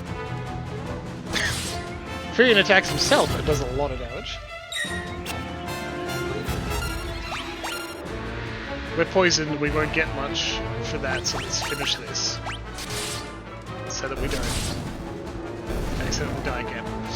And again, Furian's HP went up a lot because he attacked himself. Guy's HP went up because he was attacked. And you can effectively grind your one goblin. Brilliant place to start. Excellent. We can heal our entire party with a single spell. You deal a lot of damage, but you don't have much hit points. Guy, you should attack yourself once. Womp. Furian's also got Cure too because we've been casting Cure so much, and that's actually a very good thing to have this early. I definitely want you to cast Cure on everyone again. You defend, and you're gonna attack her this time. Don't kill her. 41, not bad. So, I don't know if this was, like, intended. Right? And that sort of question of intent can come up a lot when playing video games. It's like, does it matter if the designers intended you to be able to do this? What does it mean to intend a system compared to actual play? Like, Guy is taking 1 damage when he is defending. He's got a shield. Should you always intend everything, or does meta builds make for a more interesting game when that happens? I don't have a brilliant answer for that. I just think it's fascinating that this is the well-known strategy to maximize your play, right? If you're worried about how to make yourself stronger before you enter the next section of the game, here's how to do it. You do this, you attack yourself for a bit of time. And if you were to understand the meme of what Final Fantasy II is like, it's this. The game, the early Final Fantasy game where you make yourself stronger by killing your own teammates. That was pretty good, let's do that again. Except for in auto, I hit auto battle. Look! Massive MP increase, stamina and magic and spirit, they all increased just by casting Cure a few times. HP went up because he was attacked. Maria's HP went up just because she was defending. She didn't actually get attacked that much. Stamina went up, strength went up. Guy's HP jumps up. And I think it looks like, though I'm not certain, that stat could only increase once in one battle. So it's not perfect. At some point you're going to be like, okay, cool, we've done all we can. Let's in this fight, let's just move on. But it's not. So far, the game is not charming in the way that Final Fantasy I was. It doesn't feel like we're playing through someone's earnest attempt to enjoy a D&D game. Please don't kill yourself, Maria. You've killed yourself. Amazing. Obviously things can go poorly. Damn it. Alright. Well, and also, auto battle changed the attack self to attack enemy, so at least the auto grind like that is considered and discarded, so that you can't grind like that. I wanted to point it out early as well, because if we have trouble, we'll be doing this. We'll be attacking yourself on monsters that can't really harm us, and hopefully set up a loop that will generate enough healing and enough defending on a couple of characters that we're all going to increase our attack and magic and defense, that it won't be terrible when we go try and fight someone else. Come on. Thank you. Anyway, let's actually enter the town now.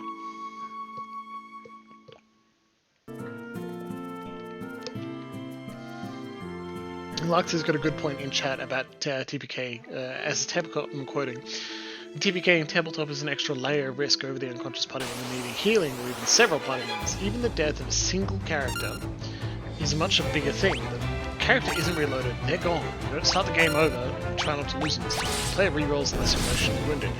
Yeah, but even then, there's an acknowledgement that that doesn't suit every game, and written into Dungeon Master's Guide or even the Player's Handbook is the expectation that you talk to your players about what level of risk they're willing to take with their characters. Critical Role Season 2 spoilers from like 3 years ago.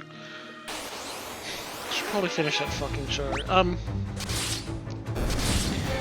The death of the main character in Critical Role is a very dramatic and very powerful moment that changes the tone and influences the entire rest of the series, at least in Campaign 2. And it happened relatively early as well. Some people don't want that. While I believe it's good to have death as an option, I like that there are hero points and other sort of benefits and ways to reduce the randomness of death. I honestly just prefer a heroic death rule. If it's a random encounter or a random trash mob, or you're in a dungeon and you're not talking to the big boss, or a big powerful enemy that is signposted to be more dangerous than the others, you can't die forever. I don't want to die to a random critical by a snake. I'd rather die to a big snake that's told me I'm a jerk. I could spit in the snake's face before I die.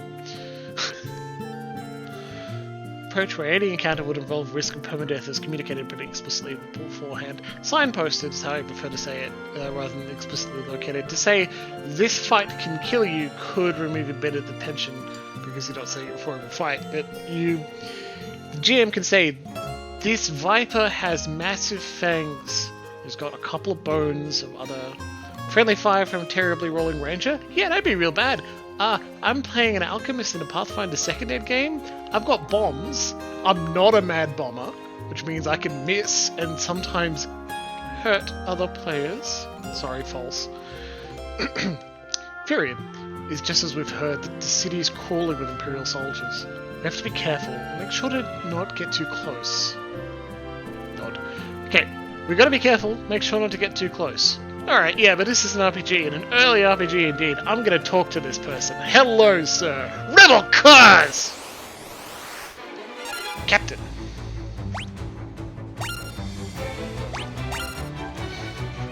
Okay, so we talk to him and it starts a fight. But how dangerous is this fight, really? Oh boy. Oh no! Oh crap! But we grinded! We beat ourselves up for... Wow. You fucker. He fleed. I wanted to die as an example so that I could load the save. Thank you, God. Okay. Did it say autosave? It's an autosave? That's very cool. Wow, an autosave system. Okay, so we can't talk to these guys because they'll friggin' kill us.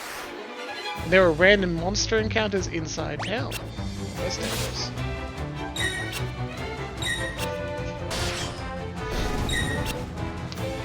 Well, Hendo, I hope you don't kill any friendly party members. That would be very sad.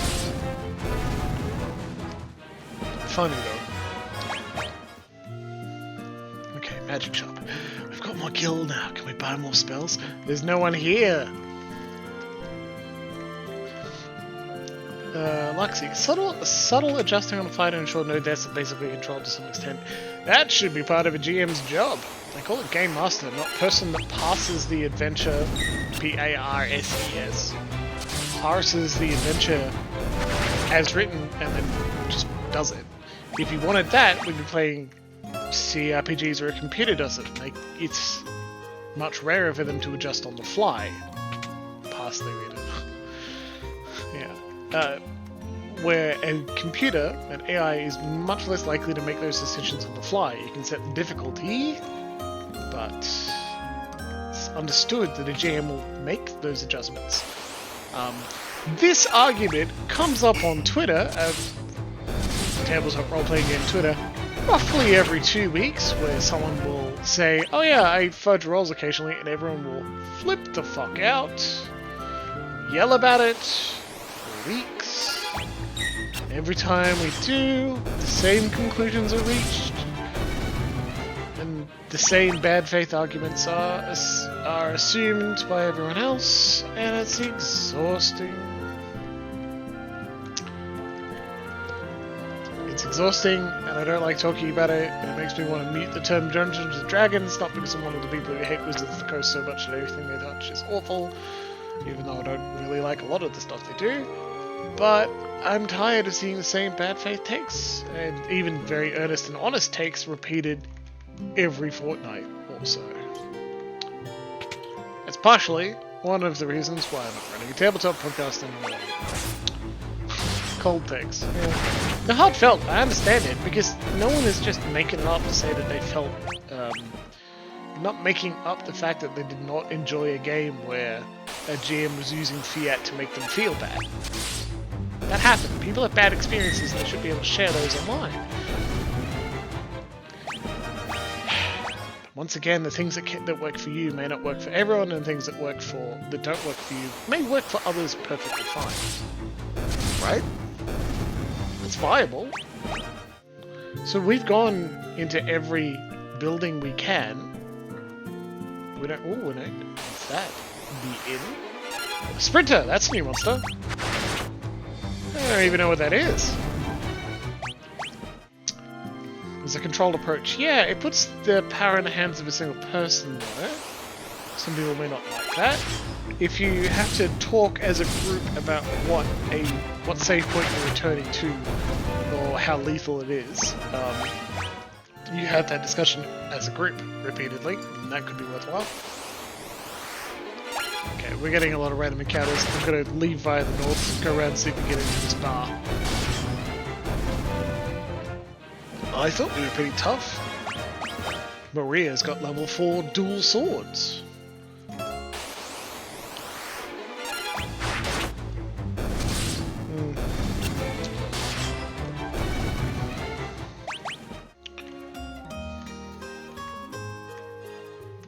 Too far.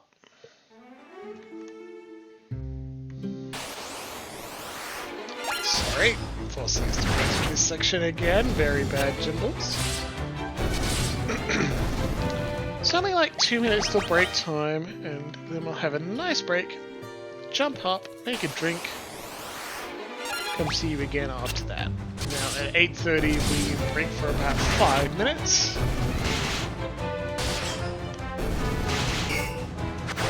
And then we continue for another hour and a half. Any lucky people in the VODs can pause the video whenever they'd like to go have a break.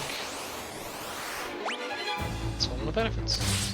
Now, Alexa says, you infrared RP is not tabletop but online text-based, that was the spectators. Also, a lot of people essentially using chat pages in RP forum looking at a semi-sentient mass, what the rules were, what the rules and the setting were going to be, adequate development for in character deaths are typically off limits that are being discussed in a private message or character chat. Yeah, what a good strategy! I think it doesn't fall apart, but it changes when you can say to someone, we're going to play X game, here is the rulebook, it is published. Or here's the rules document, it is published. You know? Like, I assume that you'll run this as written. It'll be similar to other times I've played this thing. Oh look, the first non-soldier person we can talk to in this town. Bartender. Whoa, where do you think you're going? Customers aren't allowed behind the counter. These Imperials are as ill-bred as they come. Wild Rose? Aha! You're the rebels, he says loudly. You'll find a secret door in this wall. There's a wounded soldier back there. Go see if you can help him. What am I gonna do? I've had it with this place. You guys can take it from here. Don't let us down. These fucking bolts. It's not suspicious at all. There's a cool thing too. This didn't exist in Final Fantasy I. Hidden doors. Very cool. You're with the rebels! Exclamation mark. I'm gonna loudly say it. Potion. Potion. A wounded person with the rebels? Is it our dude? Is it our friend? Soldier. You gonna turn me over to the Empire? At least have the decency to kill me first. I don't wanna take me alive. Learn. No key terms to learn. Wild Rose? You're rebel soldiers, are you? My name is Scott. I'm a Prince of Kashwan. Prince Scott? We were told you fell in the battle. Thank goodness he's still alive. I am, but not for much longer. I'm afraid I must ask a favor of you. As someone, you must tell my brother Gordon. Tell him I know he has great strength. He must learn to have more faith in himself. I also have a message for the king. Jeez, dude, just write us a note. Tell him the reason Finn fell so quickly is that Count Borgin betrayed us. He's been made into a general in the Imperial Army. Borgin. There's one more thing. Tell Hilda that I love her. There. No, don't deliver that last message. I mean, the confessions of a dying man that would only bring her pain. Okay, I will tell you.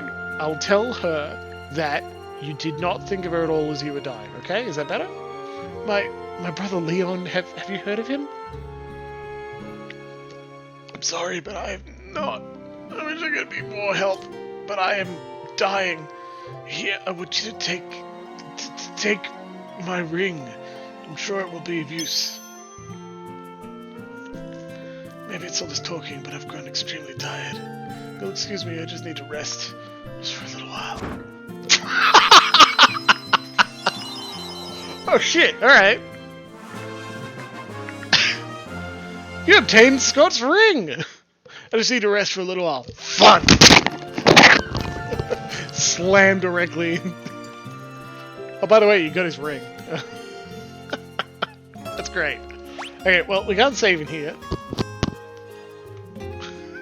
Well, we can't save it here, so let's just wait and have a break. And it's now 8:32. We still need 5 minutes, so I will see everyone at 8:37. Okay? Break time.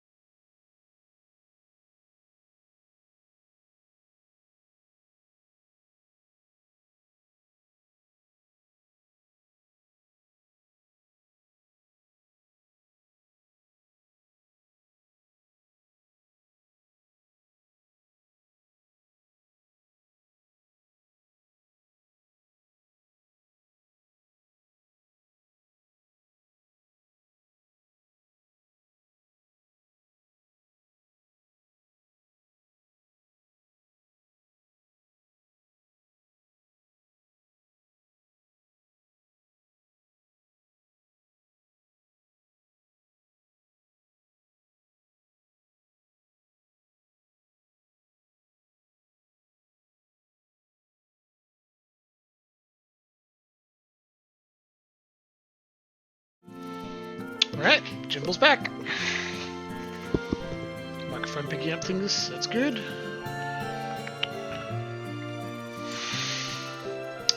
Jimbles brings. I mean, soon. We've got a path out of lockdown on the way.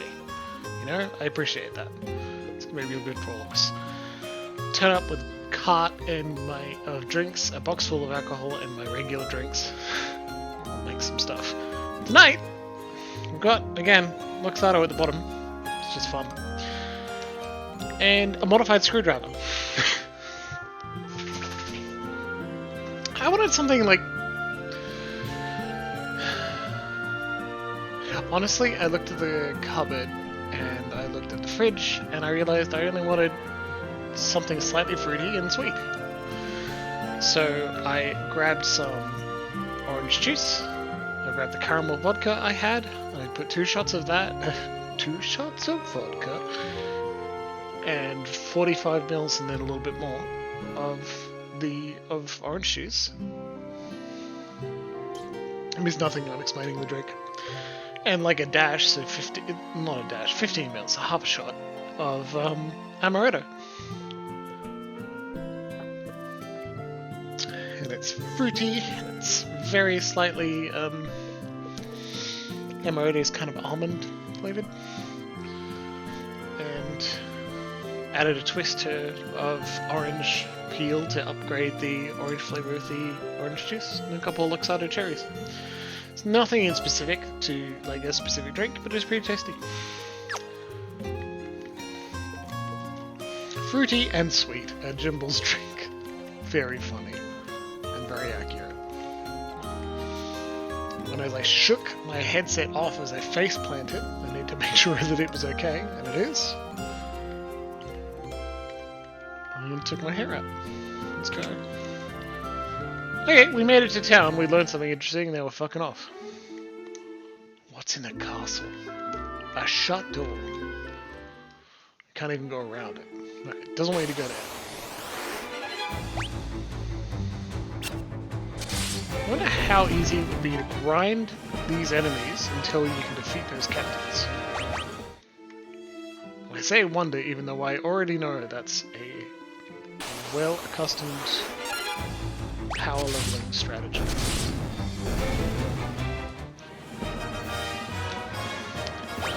I will admit to not remembering the specific brothers' names, so I thought, oh shit,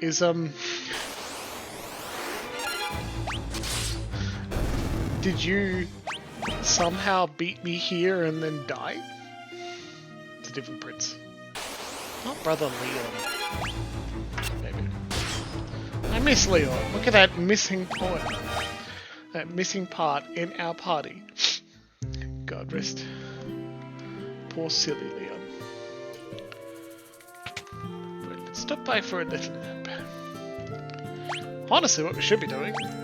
Now it costs 25 gil. It changes a lot.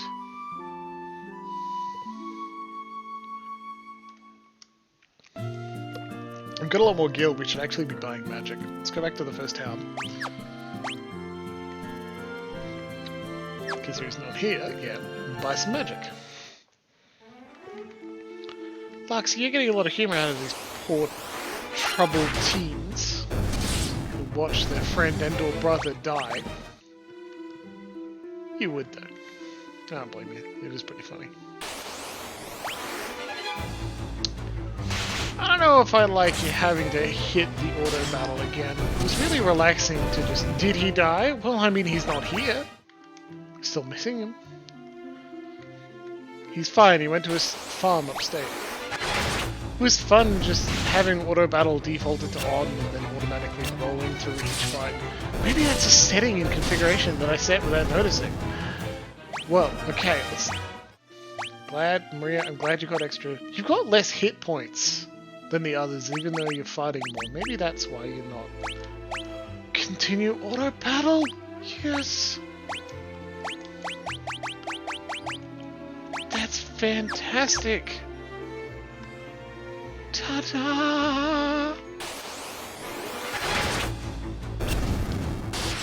If we set up an appropriate rotation, we just grind our way through. Sorry, hey, while I'm in there, would you like music or sound effects down or something, Luxie? You type a response, I'll fight.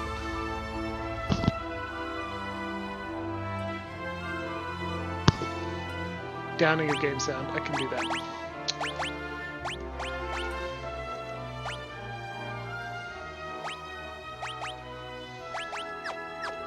Yeah, that better?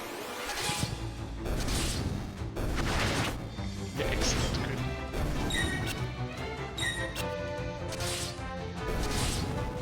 I'll be back in just a moment, sorry everyone.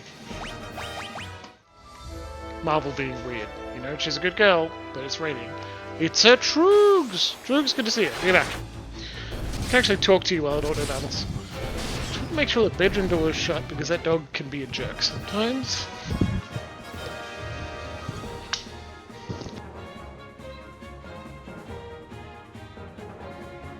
She may be a jerk sometimes, but right now she's being a good dog. Good dogs get hugs.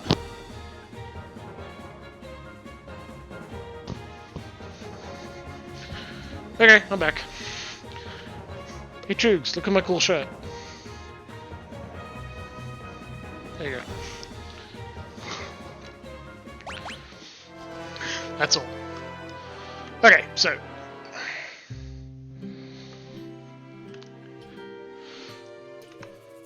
Well, what have we learned? Hey Prince! My name is Gordon. I was once a Prince of Kashan. Now I'm nothing but a coward. My brother Scott fell in battle. I abandoned my kingdom and fled here. Well, what if I show you his ring? That ring! It's my brother's! He really said all these things about me? Ring! It's my brother's. He really said all those things about me? Yeah, yep. That's all, huh? Okay.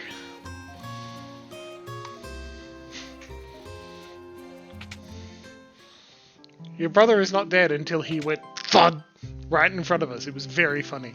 Luxie, you've got to check the VOD to watch his brother die. Fucking hilarious. Alright, let's get some motherfucking spells. Need to teach it. No, you can only learn a maximum of a few spells, right? So buy one of each, because not everyone can learn everything, or else will run out. Furion, you need a damage spell. Maria, you need a damage spell. And Guy, you need a damage spell as well. Do I mean Troogs? I think I do. Troogs. I'm sorry, Troogs. You need to watch the VOD to watch the dude die. It's fucking hilarious. Oh, I feel bad for messing that up. I do.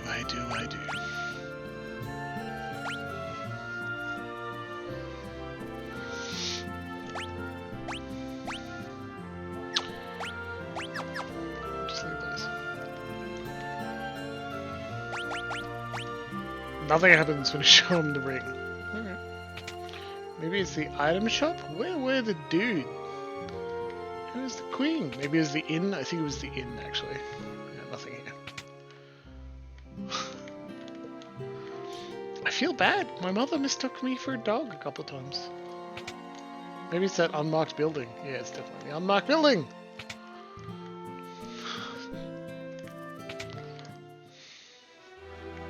Yes, dramatic music in here.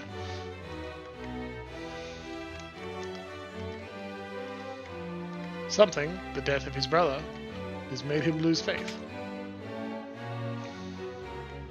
What are the characters' names this time? Furion, Maria, and Guy, and Leon. Triggs, we actually kept the canon names. Trunt, Hubert, Grumbo, and Malone will be back in Final Fantasy III. We argued about him. I also had another suggestion for the dead man was like, hey, you should do this, and he was messaging me throughout the last week and a bit, and I'm like, everyone's gonna complain. And they did. It's pretty funny though. The password is Wild Rose. Learn it well. Learn Wild Rose, but we did. Okay, key items. Show her the ring. That ring belonged to Scott! Is he alive? Gave us this ring in Finn just before he lost the last of his strength. Hilariously lost his strength. Did he say anything? No. Nothing. Your Highness, please, the ring belongs with you. He did tell us to give you the ring. He didn't say anything else. He didn't say he loved you. No. Keep it. Fuck that guy. I'm not marrying anyone who dies. Suits a personage of courage. You infiltrated Finn and you returned to tell the tale. You've proven yourselves quite capable. It would seem as I underestimated your strength. I would have you lend that strength to our cause. There's a magical metal known as Mithril, and if we need strong warriors if we are to obtain it. Learn Mithril. Ask Mithril. We lost Finn because we were ill-equipped. The Empire fought with weapons and armor made of Mithril. I've charged Joseph, a man living in Salamand, with the task of finding a source of Mithril. I don't know the cause, but we've been out of contact with him for some time now. Would you go with Minwu to Salamand to look into this? Yes, of course I would. Hey Minwu. I heard Her Highness's words and have waited here for you since. To reach Salamand we must first pass through the port town of Paloon. Take my canoe and let us be on our way.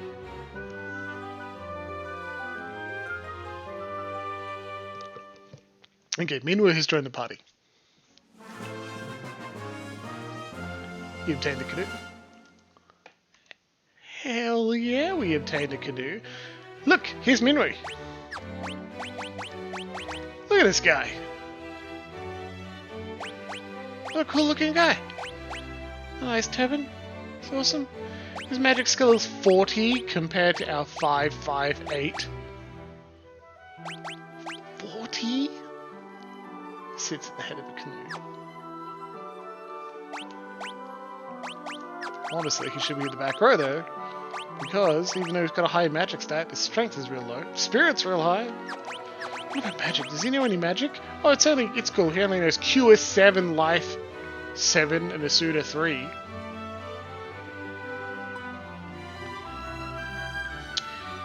Minwu is broken. Got teleport. Teleports the party out. He's a white mage. He knows all the white mage spells. Jeez, Minwu knows everything. All the white magic. Not black magic. Cannot blow things up. Too friendly for that.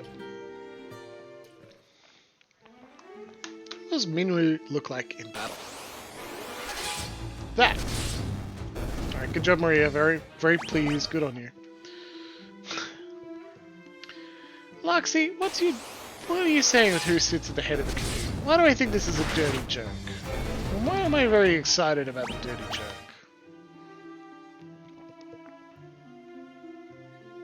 Look! We can now canoe across that.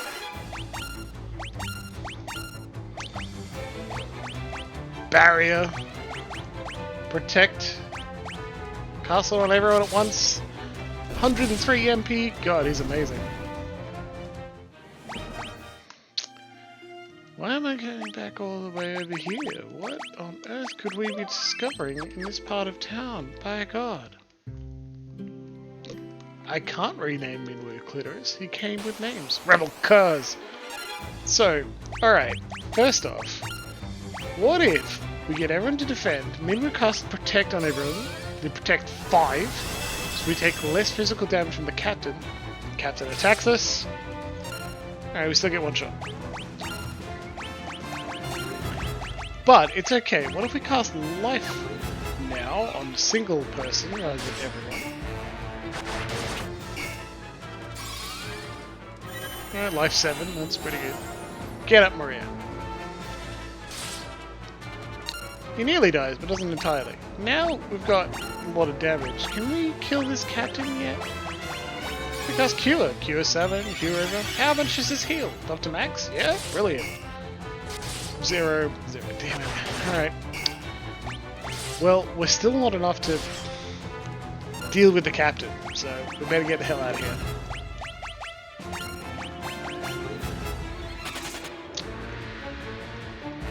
We just leave Furion's corpse here. Okay, so that didn't work as well as I'd hoped. Takes a lot of MP to cast that. Still not cool enough to be able to deal with those guys yet. You're not killing Captain the Cat, promise. Wait a minute, they were pretty tough. They weren't the toughest. They were the toughest enemies we found before. Were there some tougher but not quite as deadly enemies elsewhere? Maybe. Should we go take a look over there and see if we can grind down some enemies? Jeez, even his 6 damage staff is killing things. His staff leveled up. Go, Minwoo. Okay. Here we found some tougher enemies. A lot of werewolves. Shit, casting protect on a single person instead of everyone. Damn it, Minwoo. It's entirely your fault, not mine, for pressing the wrong button. Alright, well, we're gonna die. So we're not strong enough to deal with the werewolves.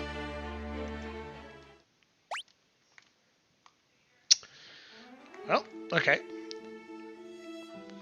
I mean, we've got four party members now, one of which is a dedicated healer. We should be able to do some cool stuff, right?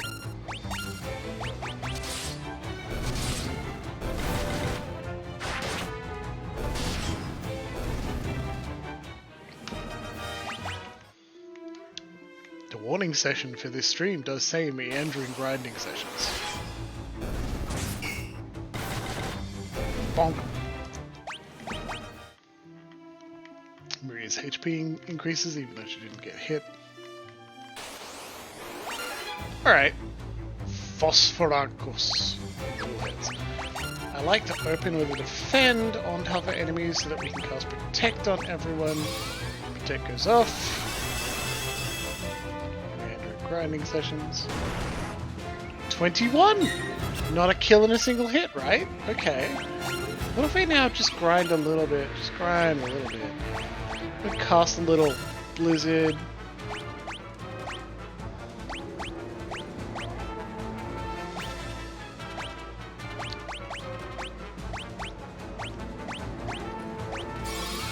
Cast sap, still little MP maybe.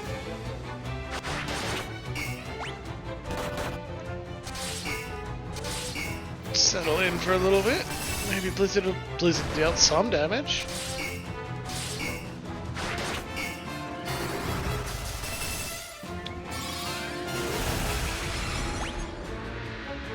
Sap is not increasing Minwoo's mana the way I thought it would. We'll just pull out a cure on us, huh, mate?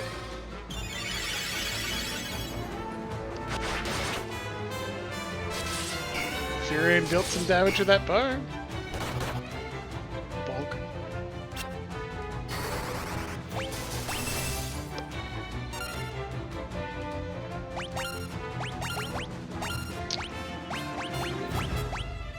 Raising evasion all our people? Let's do that. Ice King don't jailbreak. Wheels eyebrow. I love that gift.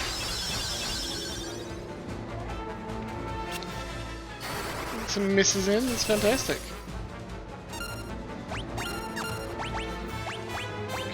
Do some fire damage, some thunder damage. Alright, now we're just gonna auto ballot it. He's gonna cast Blink because I didn't hit A first. I keep saying I'm not good at video games, this is why. Just don't pay enough attention. Minwoo's got 40 mana left, right? And eventually we will run out. So we don't think we can do this forever, but I'm hoping we'll be able to at least kill these things and get the experience we've been grinding up. Cast, cure. Okay, there we go. Right. We'll auto battle for a bit. Things I don't want Minwoo to auto battle cure the entire time.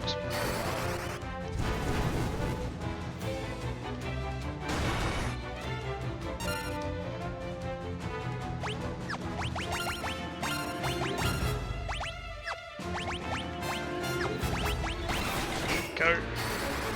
See how that goes, right? Just sit here and auto battle for a little bit, hopefully won't lose. It's big.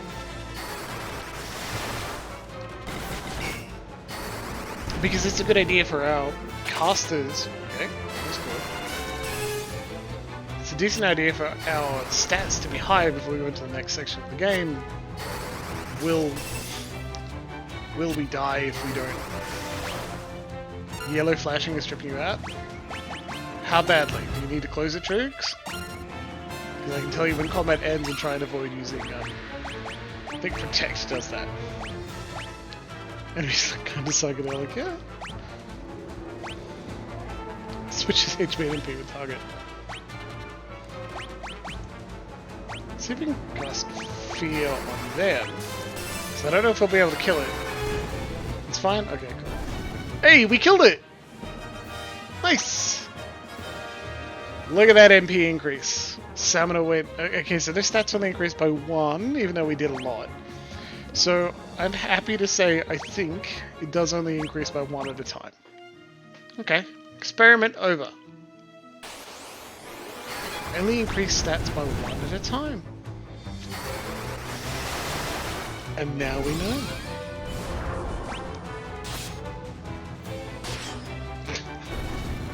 Guy, out of mana, resorts to his axe. I'm glad we know this.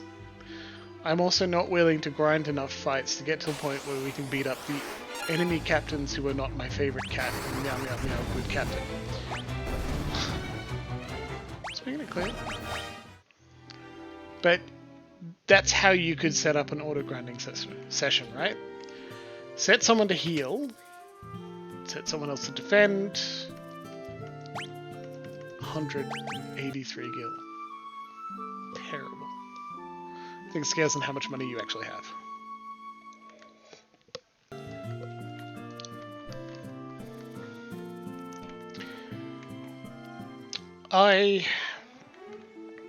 You freak run into significant trouble playing this on stream, and I feel like we'll be fucking about and wasting everyone's time. I will do a grinding session by myself.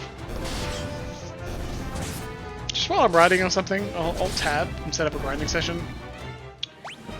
And I'll tab every few minutes to new. This is new. We don't know what enemies are on this side of the lake. The same as before. Solo grinding Jimbles, since not nearly as fun. And not as much fun as grinding with an audience, that's for sure. Who knows what I'll be doing with, you know, cameras off.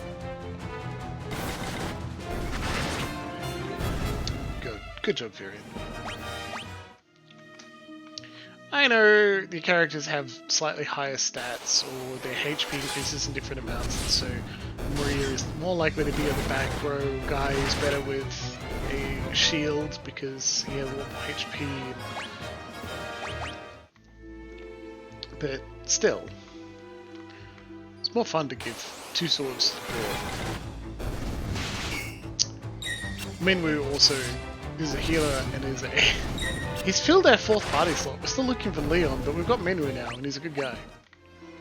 Lots of healing, keeps you alive in the early game. A boat? Amazing.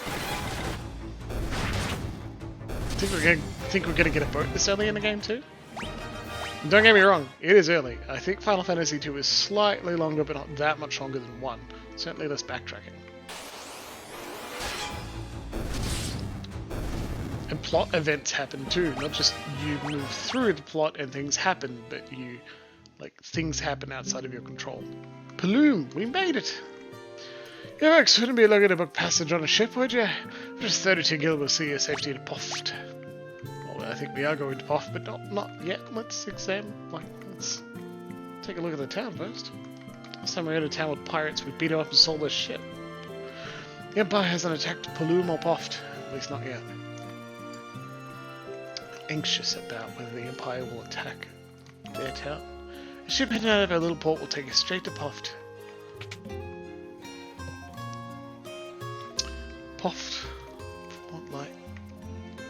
Well, we can afford a cottage now, but not an elixir. Tempted by a cottage. We've got a Suna and a lot of other white mage spells from Minwu, so I don't think we need those. 3 potions, no high potions needed yet. I think we'll be okay. Till Minwu can handle all of that with his white magic. That's why we have him. He's the best. We're also fully healed because, well, not Guy. Not out of combat damage, but just because he didn't level up. He leveled up and got more hit points. That elixir was 50,000, yes. Very expensive. And there's a fine lass. How about you and me go have a drink? With you? Not a chance. Oh, shut down. How about Guy? Oh, he's just always talking to Maria. Hey, it changes to Maria when she's talking. That's pretty good. I like that. What a good thing to add.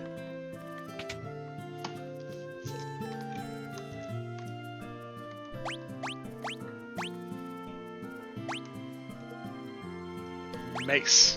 Metal tip staff.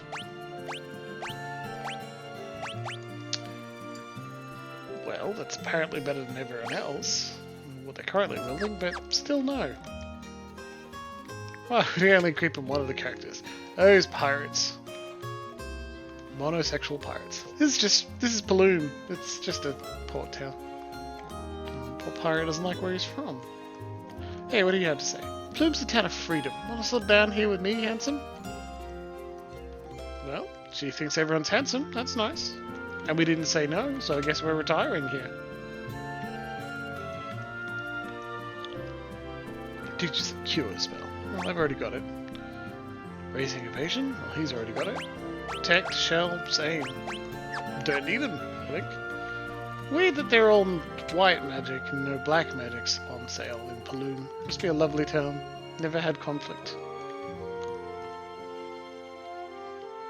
Well. Who's currently wielding a shield? Just Guy. Let's buy one then. Everyone needs these. 3 people need these. 4 people need those. Excellent. That was a good use of money. Very worth it indeed. Okay, well, shit, I guess we get on the ship then, huh?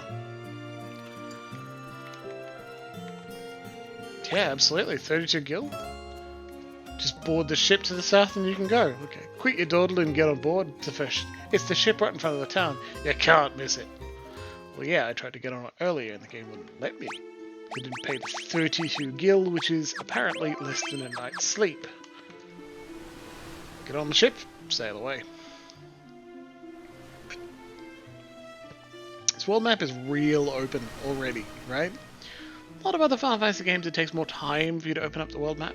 I remember specifically saying to my sister, when Final Fantasy VIII was released, we played a lot of 7 together and we were pretty excited about it. And she took it to a friend's place to play it, the day we got it. I'm like, okay, I feel left out, but I'll be honest and just say, play it and enjoy it with your friend. They're important. I'm being magnanimous, but this is with the aspect of hindsight. And I also said, I'd love it if you could like save and not get past the world map. This Final Fantasy VII's world map opens up after about 3 or 4 hours of play.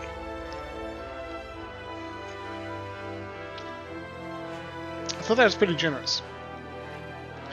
We hadn't played Final Fantasy 1, 2, 3, 4, 5, or 6, so I didn't know that in a great majority of them, in fact, in a number of them, in fact a great majority of them, the world map opens up practically immediately. You saw it in 1, it opened up immediately. Same in 2, we could get here, see the world map, gaze at everything on here very quickly, right? 7, it takes a while. I thought it was a big deal and was being quite magnanimous. 8, it opens up nearly immediately as well. My sister ignored me and played through appropriately with their friend. I was like, yeah, I take it in stride, don't worry, I'm not too upset. You didn't keep your word, but you kept to the spirit of it. Like, you wouldn't mind replaying or explaining what happened to me to get to that point. And there you go. Anecdotes. Another sprinter. We saw those, but not too many of them. Anecdotes, because why would you follow a streamer if you're not actually interested in the person? Because I bet I'm not the only person who's got a recording and or is streaming Final Fantasy II Pixel Remaster. So... what's up here? Death? Certain death? What's next? I'm concerned that, like... you missed most of the anecdote because you were recording cats. Oh, Luxie. Such a shame. It's fine. The cats deserve it. Certain death, maybe. I'm anxious about the fights we'll get into, right? I don't like dying, and I don't hate grinding, so it's not terrible to redo a little bit of the game. So it's preferable to spend a little bit more time killing some enemies. Goblin guards! More advanced gobos!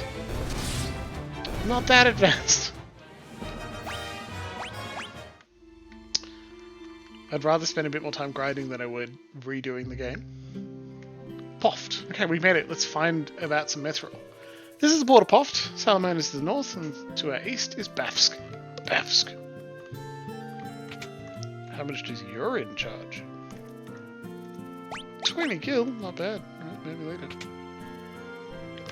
Post 9 PM stream, advanced gobos.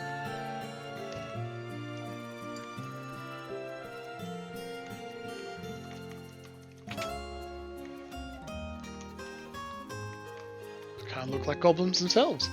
Bask, the city to our east, is just under the control of the Empire. They're building something terrible there. They're all saying the same thing. That's creepy as hell. Okay. You gotta ride the airship? If you've got the cash, there's no place I can't take you. Learn. Airship. Ask. It's an airship. Go on the airship, you pay the guy behind me. What about mithril? Wild Rose. Canoe? Nothing happens. Ring? Nothing happens. Alright, well. Sid's Underling. Can I interest you folks in a ride on Sid's Pride and Joy, the only airship of its kind in all the world? No matter how far, we'll take you to your destination in the blink of an eye. Of course, the transportation of this fine caliber comes at a cost. Interested? Yep. Fuck yeah, take me straight to Altair. Okay, well that's cool. Interesting use of an airship. I mean, in Final Fantasy I, it was just a... get on this, it's like an advanced regular boat. And here, it's a quick transportation method. Talk to Sid. You can fly anywhere. It's a fast travel system. That's what Luxie said. I just stole it. Terrible. Have you seen the airship? It belongs to a fellow named Sid, who lives right here in Poft. So only one. Who can fly it? Jeez, okay. You mean I can't? Maybe I'll get Sid on board and fly me places. I got 2,400 gil, I can't fly everywhere I want to. These look like the same items.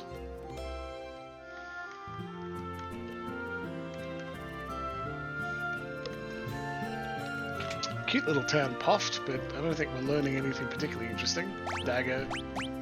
Same items as well. Okay. I'm checking in towns because that was the main method of progression in Final Fantasy I. You get to a different town, it sold different stuff, you got slightly stronger. Cure, Blink, Protect, Shell. Same again. Still seems like the shopkeepers can only sell four things at a time. You're saying the same thing as the other dressed people. You're looking for Sid? It's probably over in the pub. You think he'll get you a ride on that airship of his.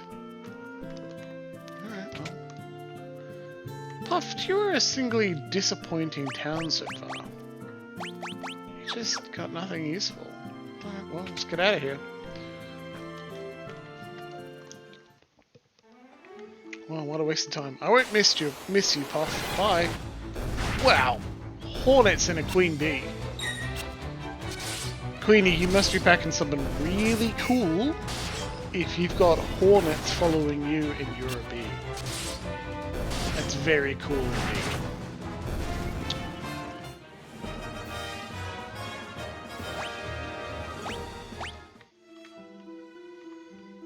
Okay, well we gotta go somewhere. And there weren't killer enemies up in this direction, so let's, like, go. Vampire Thought! We can YOLO our way through these as well. Bees and wasps seem like one of those things, like when you thought moths were boy butterflies, and angels were boy fairies. We do love gender divides, don't we? Binaries. Humans love binaries. We're just taught a lot about binaries, so it seems natural to us. Even if the binaries we're investigating, or trying to set into place, are inaccurate. What is that?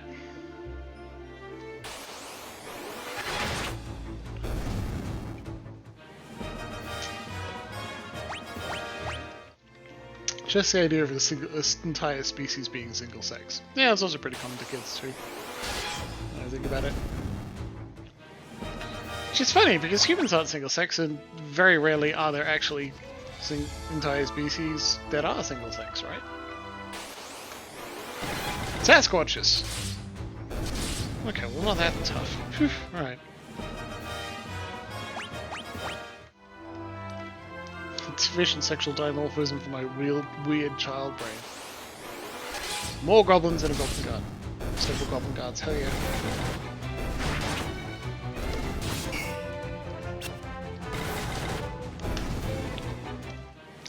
We're still successfully YOLOing our way through these enemies.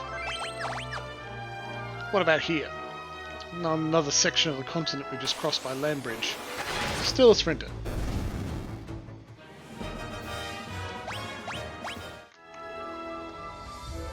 What about here? Still a sprinter. Okay, well, we've wandered pretty far afield from essentially where we're supposed to go, so...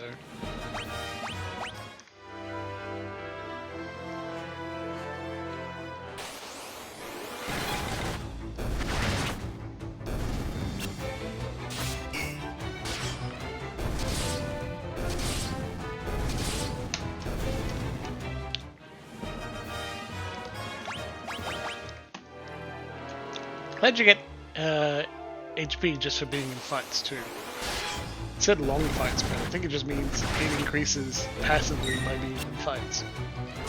It means you can grow it just by attacking.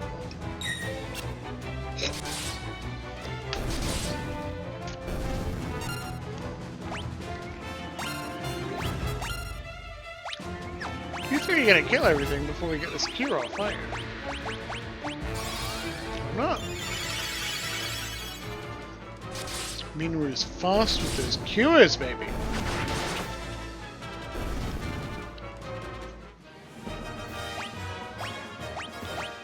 I don't know if the angels in the Bible are covered enough in generals, like in the general understanding for children that you talk much about them. I don't know though, I did not have a religious upbringing. What can you do?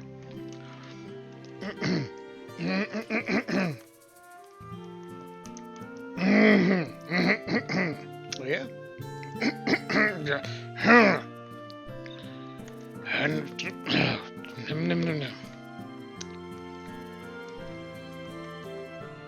Real quiet town so far. Just what are you doing just standing around? Move! Alright, fine, Jesus. A longbow? Strictly better. 2 longswords, please. Usually, guy's got an axe. Let's give him no. Because if we give him a spear, he's gonna have to learn how to use a spear from the very beginning. That's where things get weird. Like, he's good. And I know canonically, Murray is supposed to use a bow, which is better for it. Inferior is supposed to use a sword and a shield, I think. But I think it's just fun anyway. We'll be fine. We'll be fine. What's gonna happen? Silver Chorus. Spend all our money, please. Did you just... It did. It double-equipped him with a broadsword instead of a bow. Used a longbow. It's very silly and we like that. And that just dropped his shield. They really want him to use an axe and a sword. Well, I mean, so do I. That's cool as hell. Let's go. Broadsword and a staff. Okay, so it seems like the optimal selection is not very... Not incredibly intelligent, huh? It doesn't increase his magic skill at all.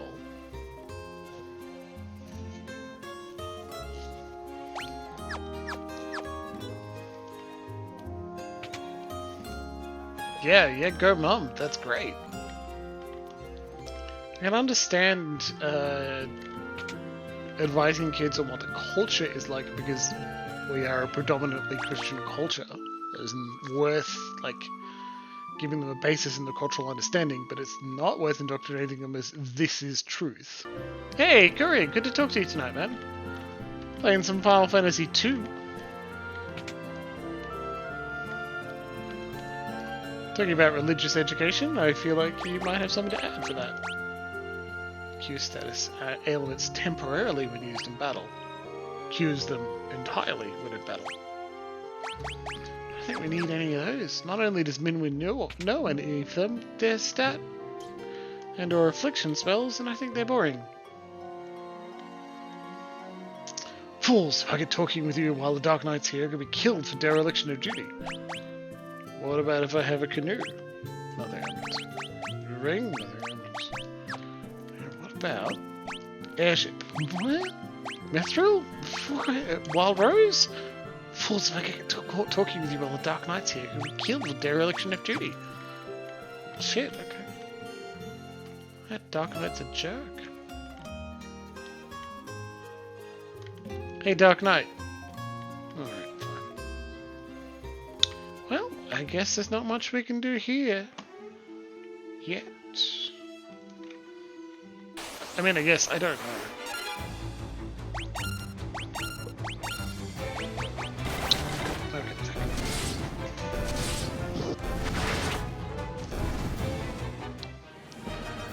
Pretty complicated topic to just drop into and ties into one another, broader conversations about how we approach funding for education in general. Corey, you're right, absolutely. But I don't hate us jumping into it anyway.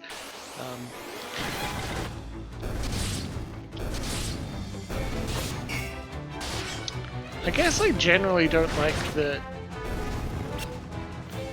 an alternative known as homeschooling.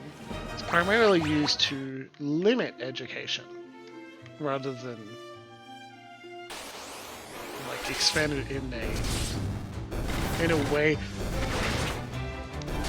Okay, let's give you a minute to think about it. I feel like homeschooling as an alternative would be better if it wasn't just used as a way to limit education about how the world works. Instead of saying, perhaps I don't need my child to focus all of their education in a particular direction. I don't know. I don't know. I think that's probably the best thing to admit in this particular circumstance.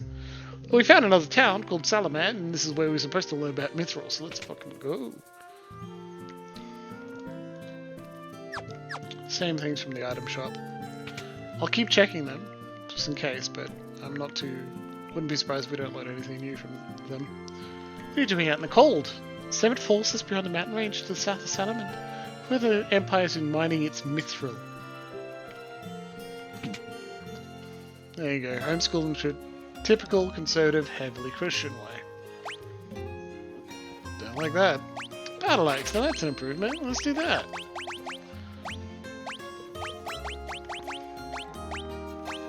Yeah, battle axe and broadsword. Level up both of them at once. Let's go. Troogs, you're right. I do know more about it in the US concept rather than here.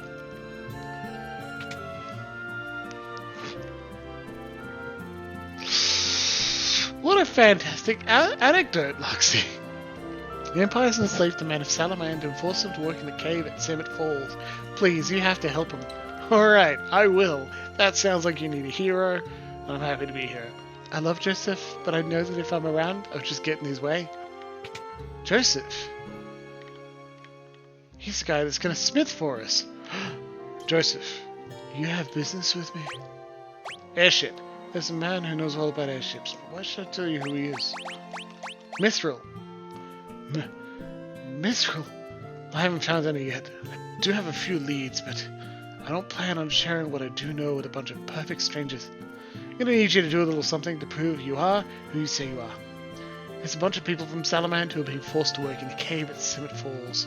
Rescue them, we'll talk. Wild Rose! You're here for Princess Hilda? Well, short in the tooth, aren't you? You kids can't fool me. Canoe? Nothing happens.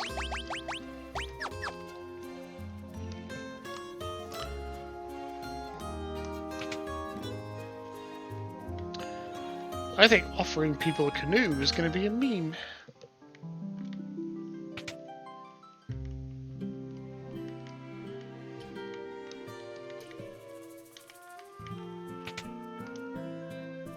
That'd be pretty good, Corey. Teach someone how to revive our friends? Absolutely. We're out of money. Damn it.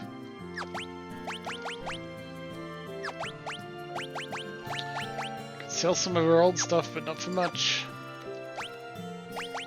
Hey, Furion, continue being a healer. You're going to learn how to revive people. I know Minwood can do it, but what if he dies? That would be very sad, and we would all be very tragically affected until we raised him in combat and then just went back about our way again. Problem solved. Right, let's go to the falls. Go save some people. Bonk, bonk, bonk, bonk, bonk.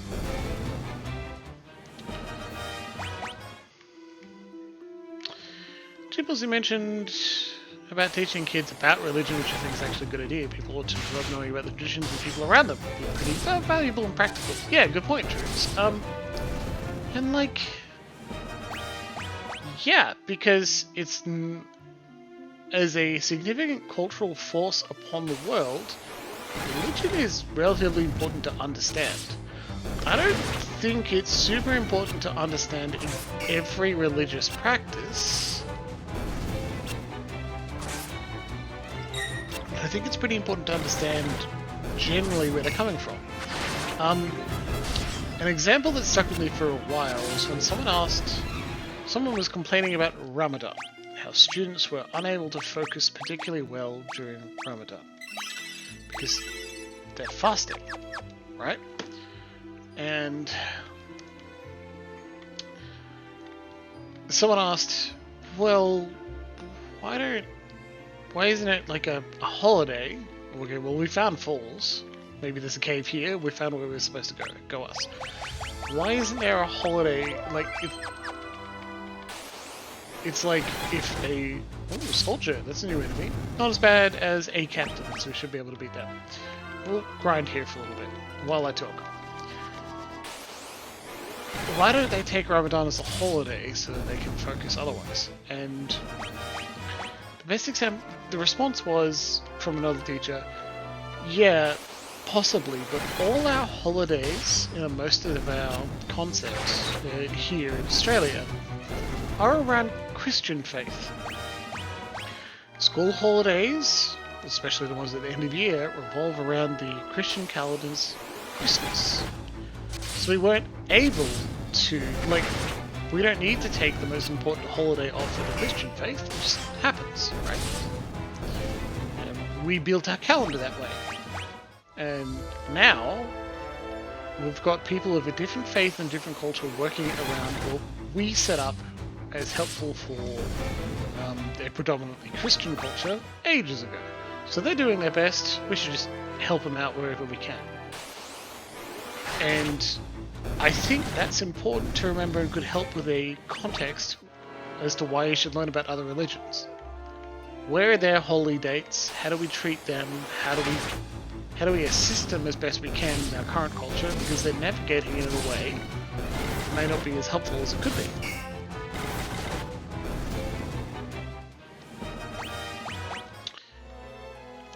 I like that a lot of cultures have a midwinter or a winter gathering because winter is cold and dark, and without having something to look forward to in the middle or close to the end of it, it can be disheartening. And I think that's actually something really important to remember in COVID times as well. Like, we are essentially suffering winter because it's harder to go see our friends and have a community, have something to look forward to. Having an end of lockdown party on the calendar is a really good idea for anyone who's suffering with loneliness and saying this is going to happen soon. Just get our way through. And honestly, I feel like this is why with the ACT having a out of lockdown roadmap, it's worth reaching out to people and saying we should set up a party for this date. Anyway. Let's take a look at chat. Just catch up while I grind a little more. Big strike against homeschooling because they didn't have a lot of female friends. Yeah, see, that's another thing. People say isolation when it comes to homeschooling is a bad idea, and I agree. I also don't super like that a parent's role becomes teacher, because teaching is a different and separate skill and it's super important to learn how to do. Even if our studies on how to do effective teaching are catching up compared to our science and studies on how to do many other things. Yeah, it's still better than just assuming you know everything. I know many smart people who are bad teachers. Great people, very smart, not good teachers. Different skill set. I feel like, honestly, I'm a good instructor and not a great teacher. Sick of sex private schooling because I have no female friends problem. Yeah, true. I think I've always thought that's fucking weird.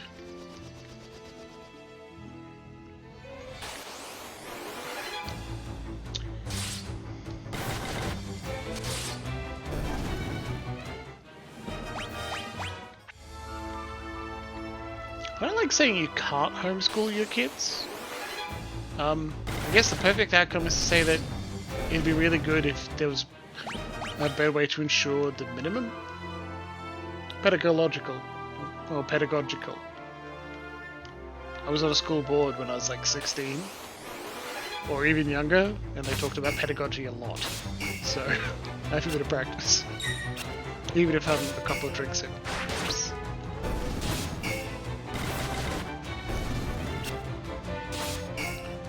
A group called Hencast. That's interesting. Corey said, I want to be careful in discussion about religion, not causing anyone to be uncomfortable. Yeah, experiences are super varied, you know? Some people have a terrible time with religious instruction. Some people, it's an important part of their life. Okay, so we've gone into the cave now. We've got soldiers and goblin guards, things we're fighting outside. We can still YOLO our way through. Thankfully, because that's about as tactical as I get. Again, see the last episode in Final Fantasy 1 in the VODs, cheers to everyone on the VODs, to like see how well I do when I'm trying to think tactically. Crystal. Aren't you going to give us some plot? No?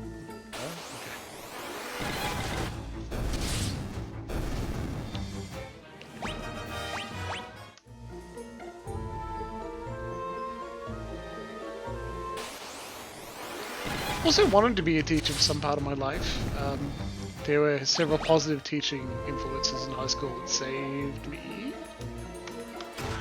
And I wanted to pay that back in some way. Balloon! And a balloon! Oh my god, that's a classic Final Fantasy monster. Usually known as a bomb, right? And they're fire aligned. When you cast fire on them, they'll heal. And they may even explode, and they'll do a self-destruct damage and hurt people a lot. These are the first few times Final Fantasy is experimenting with their own monsters as opposed to, like, borrowing them from D&D. Balloons kind of look like beholders, I guess, but they're clearly not beholders in this circumstance. And that's fascinating. I gotta say, chat, and everyone in VOD, I'm really enjoying playing through the Final Fantasy series, something I've seen from, like, 6 and up, with you. And going through chronologically to examine what the games are like. So glad you're here. glad Twitch and everyone saying yes, I'd like to watch you play around with video games is enough of a reason to do this too. Hendo, yeah, it looks like Gengar? Yeah, I agree. How much Final Fantasy have I played in the past? I nearly finished 6 when I was in Japan 2 years ago. It's like sitting at the Let's Go Fight Kefka part of Final Fantasy 6. I finished 4 on my tablet as well, like 3 or 4 years ago now. And other than that, it's been 7 and 9 and 10. To completion, though not 100%ing most of the time. And like, I play a lot of 15 when I'm not like distracted by another game. I see MMOs as the game I play primarily when I'm not super invested in another story-based game I want to see the whole way through, which is why I have not logged in over a week. I've been playing Pathfinder Wrath of the Righteous, which is super good. But it's one of those soft spot genres and series. Not as impossible to 100% in one go. Well, yeah, no, it don't just mean like impossible to pick up every item, because you need to move really fast through 9 to pick up a particular chest to get a particular sword and fight a particular boss. There's no way you can know that. Not unless you have a friend telling you. But I mean, like, see the ending and fight the secret bosses.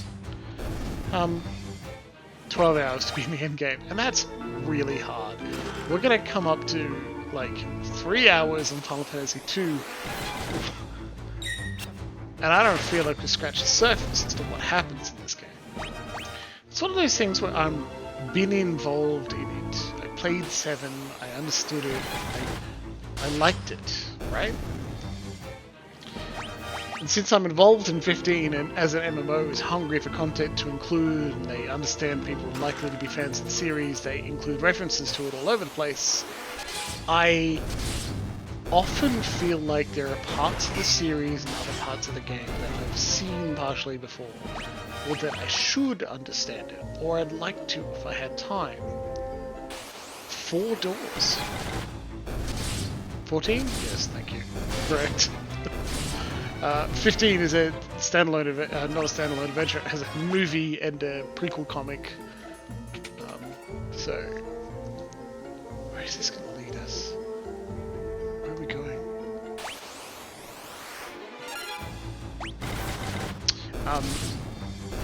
14 specifically in their raid series called Alphascape for Stormblood. Like, they make a lot of references to earlier Final Fantasy games, and I got a lot of them, but not all of them. And I'd like to get all of them.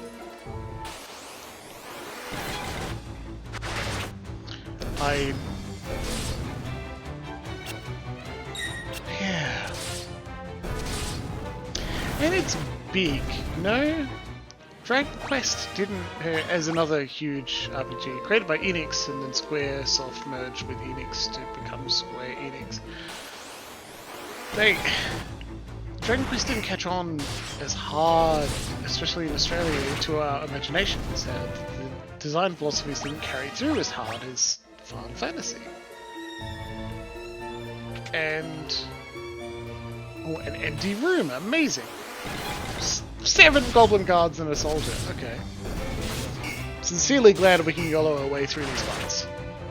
Many thoughts on 15, most of them that it's a letdown. Yeah, and I feel like a lot of people feel that way too, so much so that I didn't bother picking it up. Not just because it was essentially only on PlayStation 4 until it was eventually released on PC. Unless something terrible happens, I intend to finish the mainline series here on stream. Go through to 6, pick up 7. I've got 7 on Steam. Hopefully by then it will. Look, we've got a dungeon already. A dungeon already, in that we're going through multiple doors to find empty rooms and very different paths through.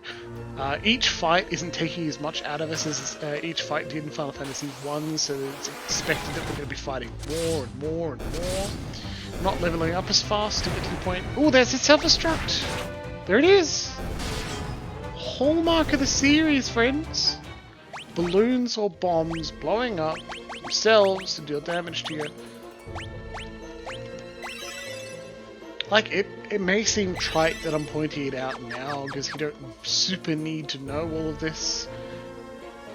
But eventually we'll stop getting to the point where I'm saying, yes, this thing is repeated multiple times throughout PC, right? Throughout the series, right? Instead, we'll be saying, ah yes, I remember this because it happened in Final Fantasy II, it was first introduced there. What does it look like here in 3 and 6? You know? We're going to become not scholars, maybe not experts, but knowledgeable people about how Final Fantasy, the series, works. And despite, we'll talk about these enemies in a moment, despite recognizing that that is not as useful as becoming an expert on how something more important works, it's still fun to be talented, it's still fun to know and understand things. Especially when you're understanding them with friends. So they don't have many hit points, those slimes, but they resisted physical damage super well. They took 0 damage for anyone's attacks. So we needed to cast some magic at them to defeat them. Enthusiasts, exactly, Corey. That's a great way to put it. Oh, wow. Help us, please. Alright, slaves, I will. Don't worry.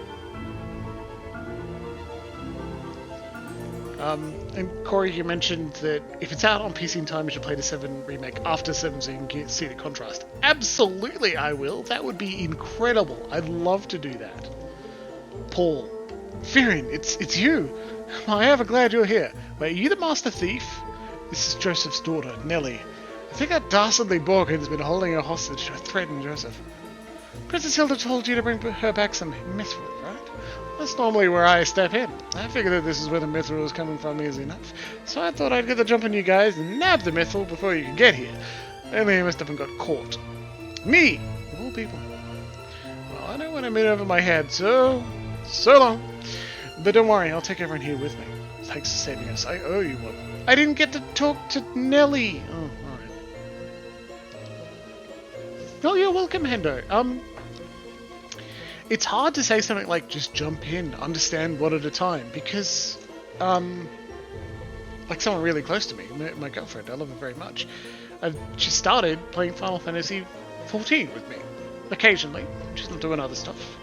I can't demand all the time, and I wouldn't anyway.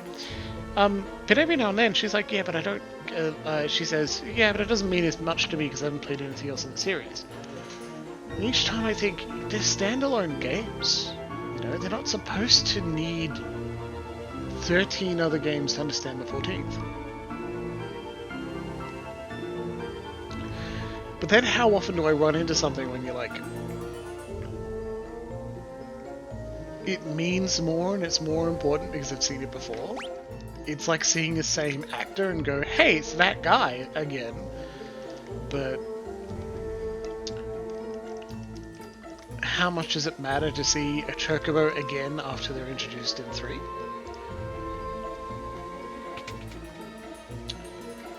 You hear, like, I don't remember exactly when, but I remember there being a quer, like a Chocobo's cry, coming from nowhere to signify that you're supposed to lose fight is you're about to be saved by the Chocobo's appearance, because you understand that noise means a mount is someone on a mount is coming to save you, and that would mean nothing, right? For us, we're like, oh my god. And for anyone who's played the series, they're like, oh my god, this thing's gonna happen. Otherwise, you're like, okay, weird sound, and now a dude turns up. I don't know. And Corey says they are and are not standalone games. And yeah, I mean, true. Expand on that thought, I'd love to hear more. Is that a chest? Have we already opened this chest? I think so. Alexi, if you see a thing titled XYZ 14, go through XYZ 1 to 13 first, not worth it. Yep. True, right? And Hendo agrees. Yeah. Especially when 1 looked the way it did. We played it on stream, I said, man, these pixel arts are charming as hell, that's cute. But still, I went back up because I want to see what are in the other doors, because I'm terminally curious. But what if there's a chest in here that we can open? Master of chests. Nothing. Okay, cool. Great. Good on us.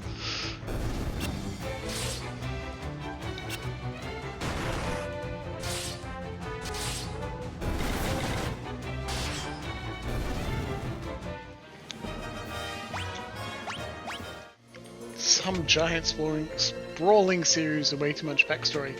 That's what book series are like. Someone says, I'm going to get into Wheel of Time. You're like, great, it is 15 books long. Have fun. And that's generally how series work. They're a coherent narrative the whole way through. They may, in fact, seem to have some sort of end at the end of a book, but it will continue. Video games often have a... We're related by name, but we're not strictly the same.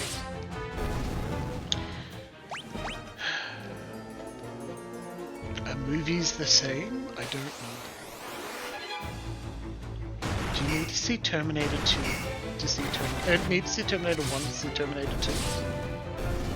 I bring that up specifically because I think, like, a TV channel in Australia only has rights to Terminator 2, and they'll play Judgment Day frequently, many different slot. It has been X amount of time since. They don't have the rights to Terminator 1, they never play it, right? So I don't know if I've ever actually seen Terminator 1, but I've seen 2 several times. Who knows?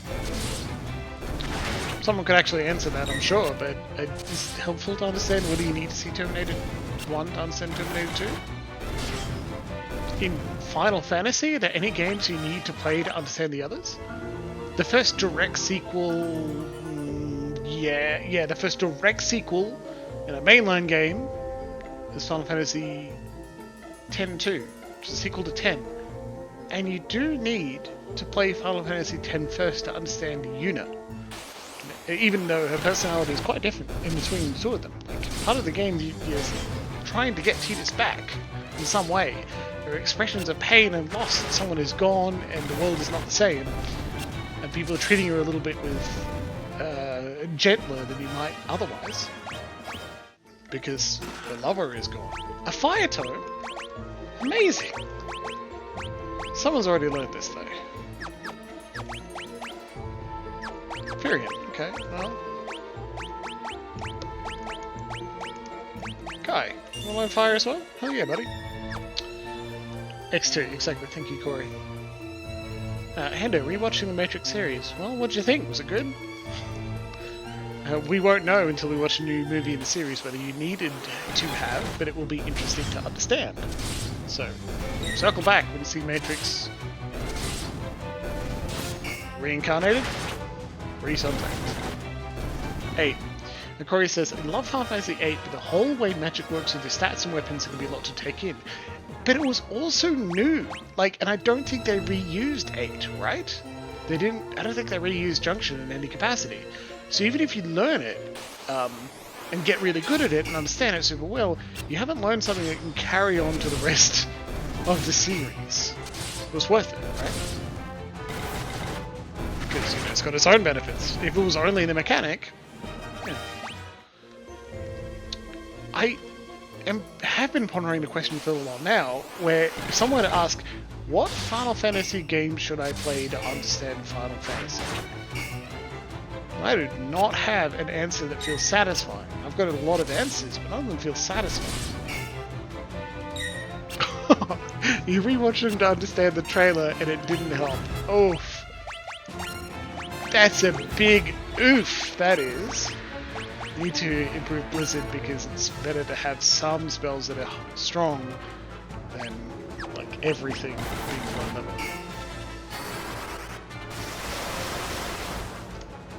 It seems you want to see it through the lens of, oh, you're right, Corey. It's just, it's not a satisfying answer, is it? We don't want to go that way yet. We want to explore the whole area. And Discworld's analogous to video games. I can see that. I'm gonna admit a massive nerd sin. And You're all not allowed to be mad at me for it, okay? I've tried to start and read multiple Discworld books, and I have not enjoyed most of them.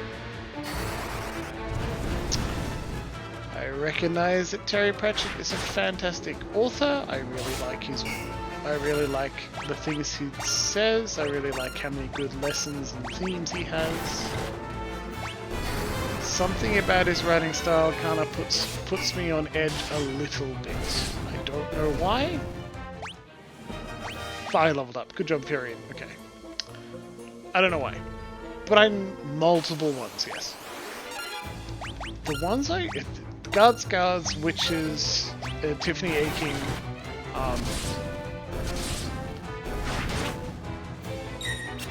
and Diggers.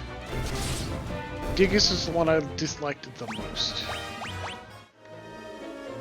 And I've read and finished several of the Tiffany Aching books, and they were pretty good. There's just something about him that I didn't quite like. I don't know why. Hopefully I can be forgiven. But I still really like Pratchett, and whenever there are snippets and or lessons I rhymes as boots analogy, I think it's good. It's just every now and then I hit a stumbling block. Don't know. Start a support group. My chat.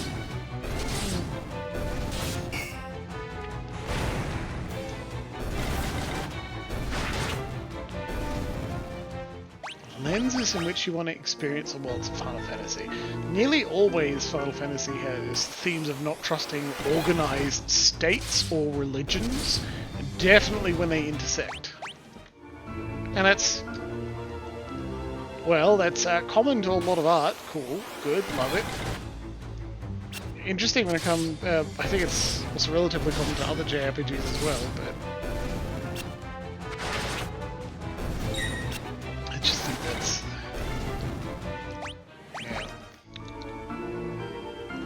the state religion in Final Fantasy games is nearly always evil. I'm sure there are examples otherwise, I don't know any right now. Love if someone could throw one at me. For that view, so you can't go past 10. Absolutely can't go past 10. I don't want to get huge into spoilers, even though it's old and you may even already know them through osmosis, cultural osmosis. But we've got the best example of a religion you can't trust. Look, if we're going up there, there's a chest up there, and an empty room, probably. Oh, Good Omens? Yeah, I absolutely read Good Omens. Rude. Rude. Extra rude. Honestly, this is incorrigible, how dare you. 4 of them blowing up without us having a chance to even attack them. But again, we like our characters taking damage because they get extra HP from doing it. Now we can just queue them back up and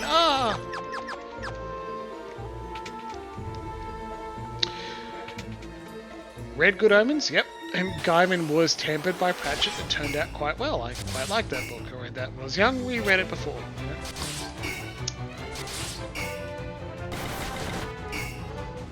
But the show is also quite good and was even more Gaimanified for one. Pratchett's gone, unfortunately. His daughter has done a lot of editing of some manuscripts and works in the video game industry and writes really fucking good video game stories too. It's cool as hell.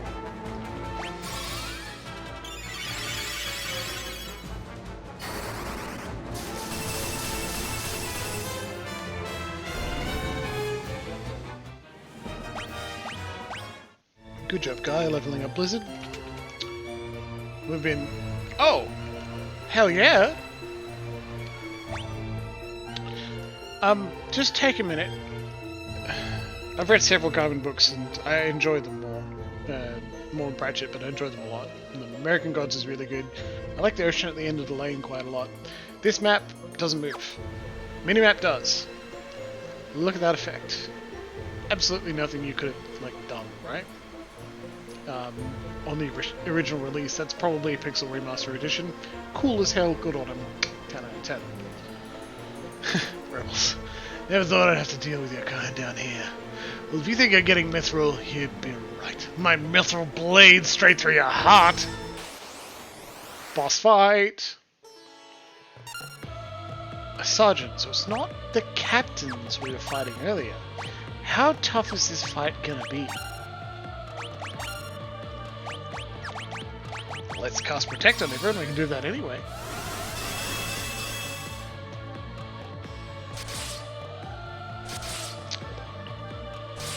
Really disliked American Gods. Huh.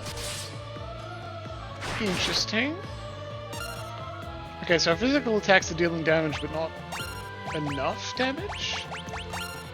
What if we cast our spells that we're good at now? Let's raise our evasion as well. Neverwhere is decent urban fantasy.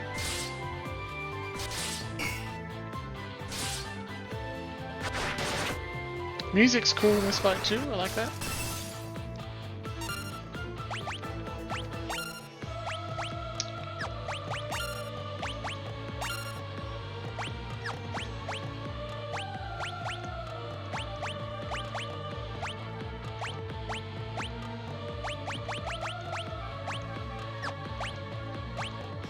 Let's cast Cure on Maria.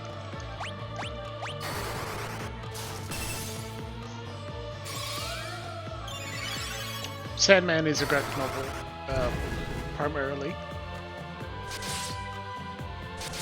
Adapted by Audible into, like, an audiobook, which I don't know how that'll work. I'm sure it does, but it's very odd.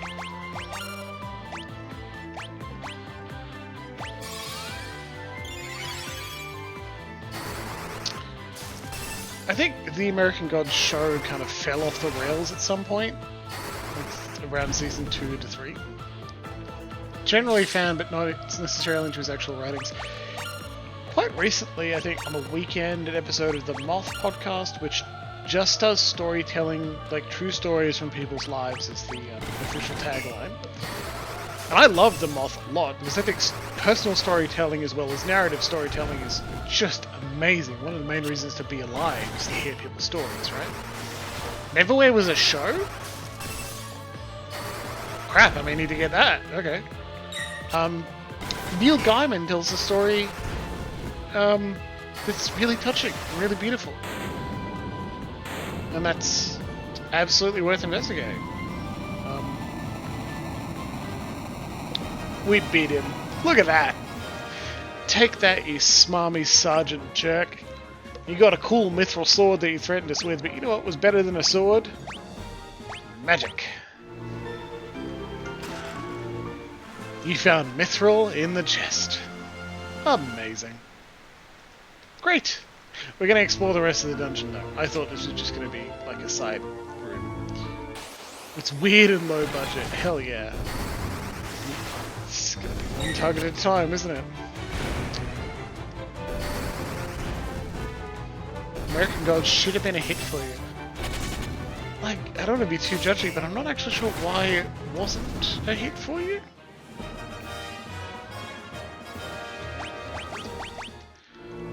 Except if there's some weird sexual themes in American Gods, right? Perhaps they bounced off you? We're burning all our MP because we might as well, right?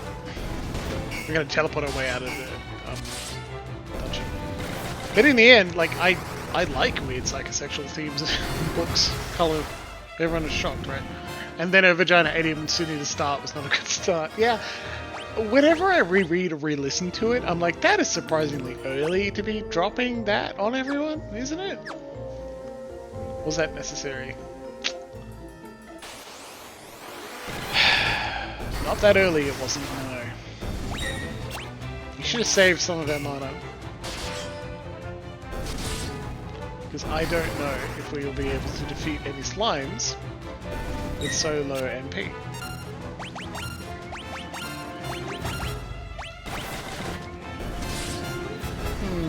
Okay.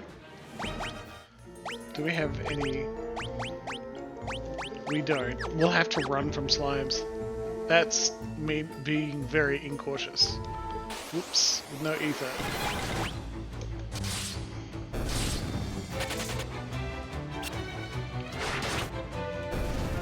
Yeah, it would have been better later. It builds into points being talked about later in the books. Specifically, she mentions, like, repeats the word worship over and over, and how the worship becomes sacrifice, and that sacrifice builds into the later themes, that it's a sacrifice of his body in the way that she performs. Yeah, as Corey says, the themes of what worship and giving himself can mean in different ways. It's actually important to the book. Does it need to happen there? Probably not. Gaiman's poly, speaking as a poly guy, can be pretty horny. So your writing will also be pretty horny. It's not universal, it's just what I think, right?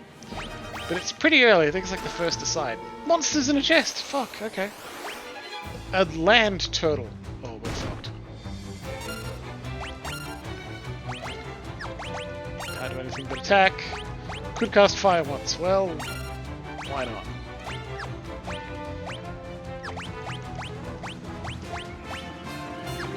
It's magic defense we'll protect. Is he? He certainly was with his ex-wife.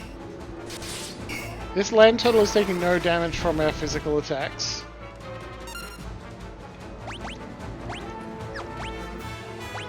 Oh boy. And we don't have any ethers, and we don't have any magic anymore.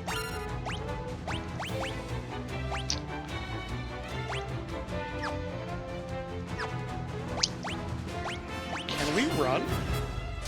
Wait. Can't escape. We may have made a very bad mistake. Oh boy, that's bad.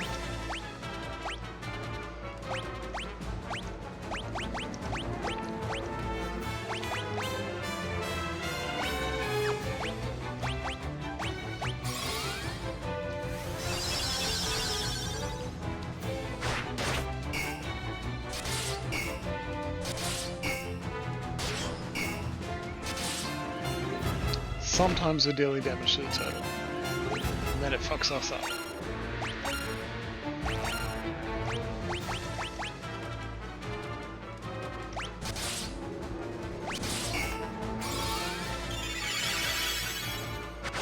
Our most recent save is not recent at all, and it's also past 10 o'clock, so shit, we may have to redo a little bit, unless we can kill this turtle real easy.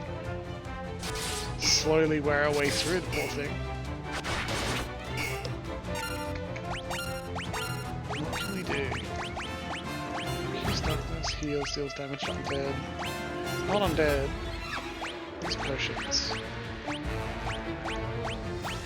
Switches HP and MP with the target.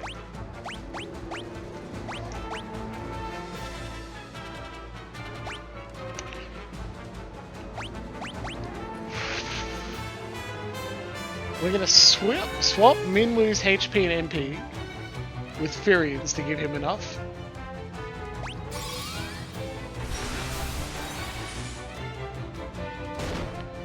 Potentially to give Furian enough MP to cast some damaging magic.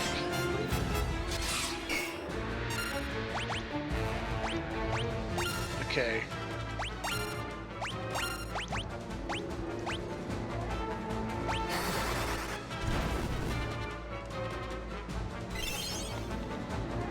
I hope that works.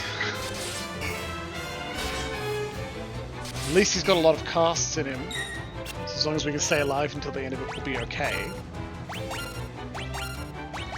No one needs healing, so let's just attack for a bit.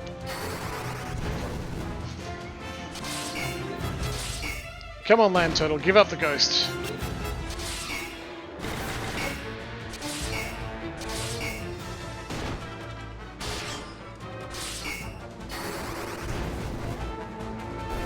Yes! Alright, we did it.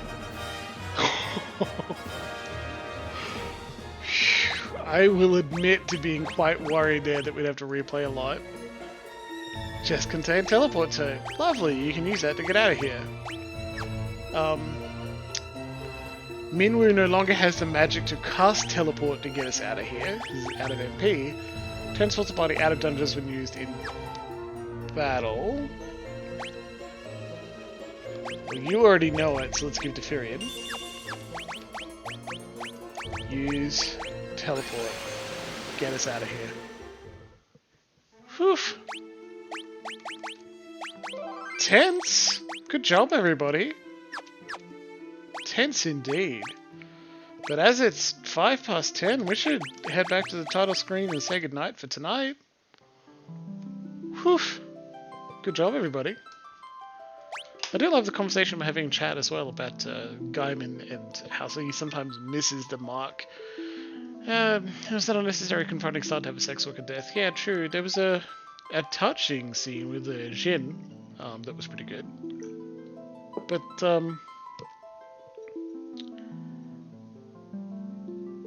not to give it like too much distance of time, but it was many years ago that the first draft of it was written. And like first release too. I like to recognize when people get better, and Gaiman got better, thankfully, because I don't want to read a book now that includes a pointless sex worker death or something like that. I don't know, I'm over it. Makes me sad. It was worth it. The Funeral Directors, yeah, that was good too. Because funeral rites are a big part of religion as well. If you have a book at least partially about religion, you should include it in some way. And they're done in an interesting manner. Anyway, I agree, Hendo. Woohoo! We killed the turtle, we survived, we got out to save the game. We had a really good first session of the game. Thank you very much for joining me, everybody. Everyone in chat, everyone in VODs, everyone rewatching. It's been fantastic. I hope you join us again on Monday. Same time to continue our adventures in Pillars, where we're going to continue the White March expansion. Actually, we're in White March Part 2. So I think we're going to leave and go do some Endless Paths of Odd Nua. We're still coming up to the end of Pillars 1. We've got several sessions left, but you should consider about how the game is, like, wrapping up. What does the end of the game look like? How powerful are we going to get? That sort of thing.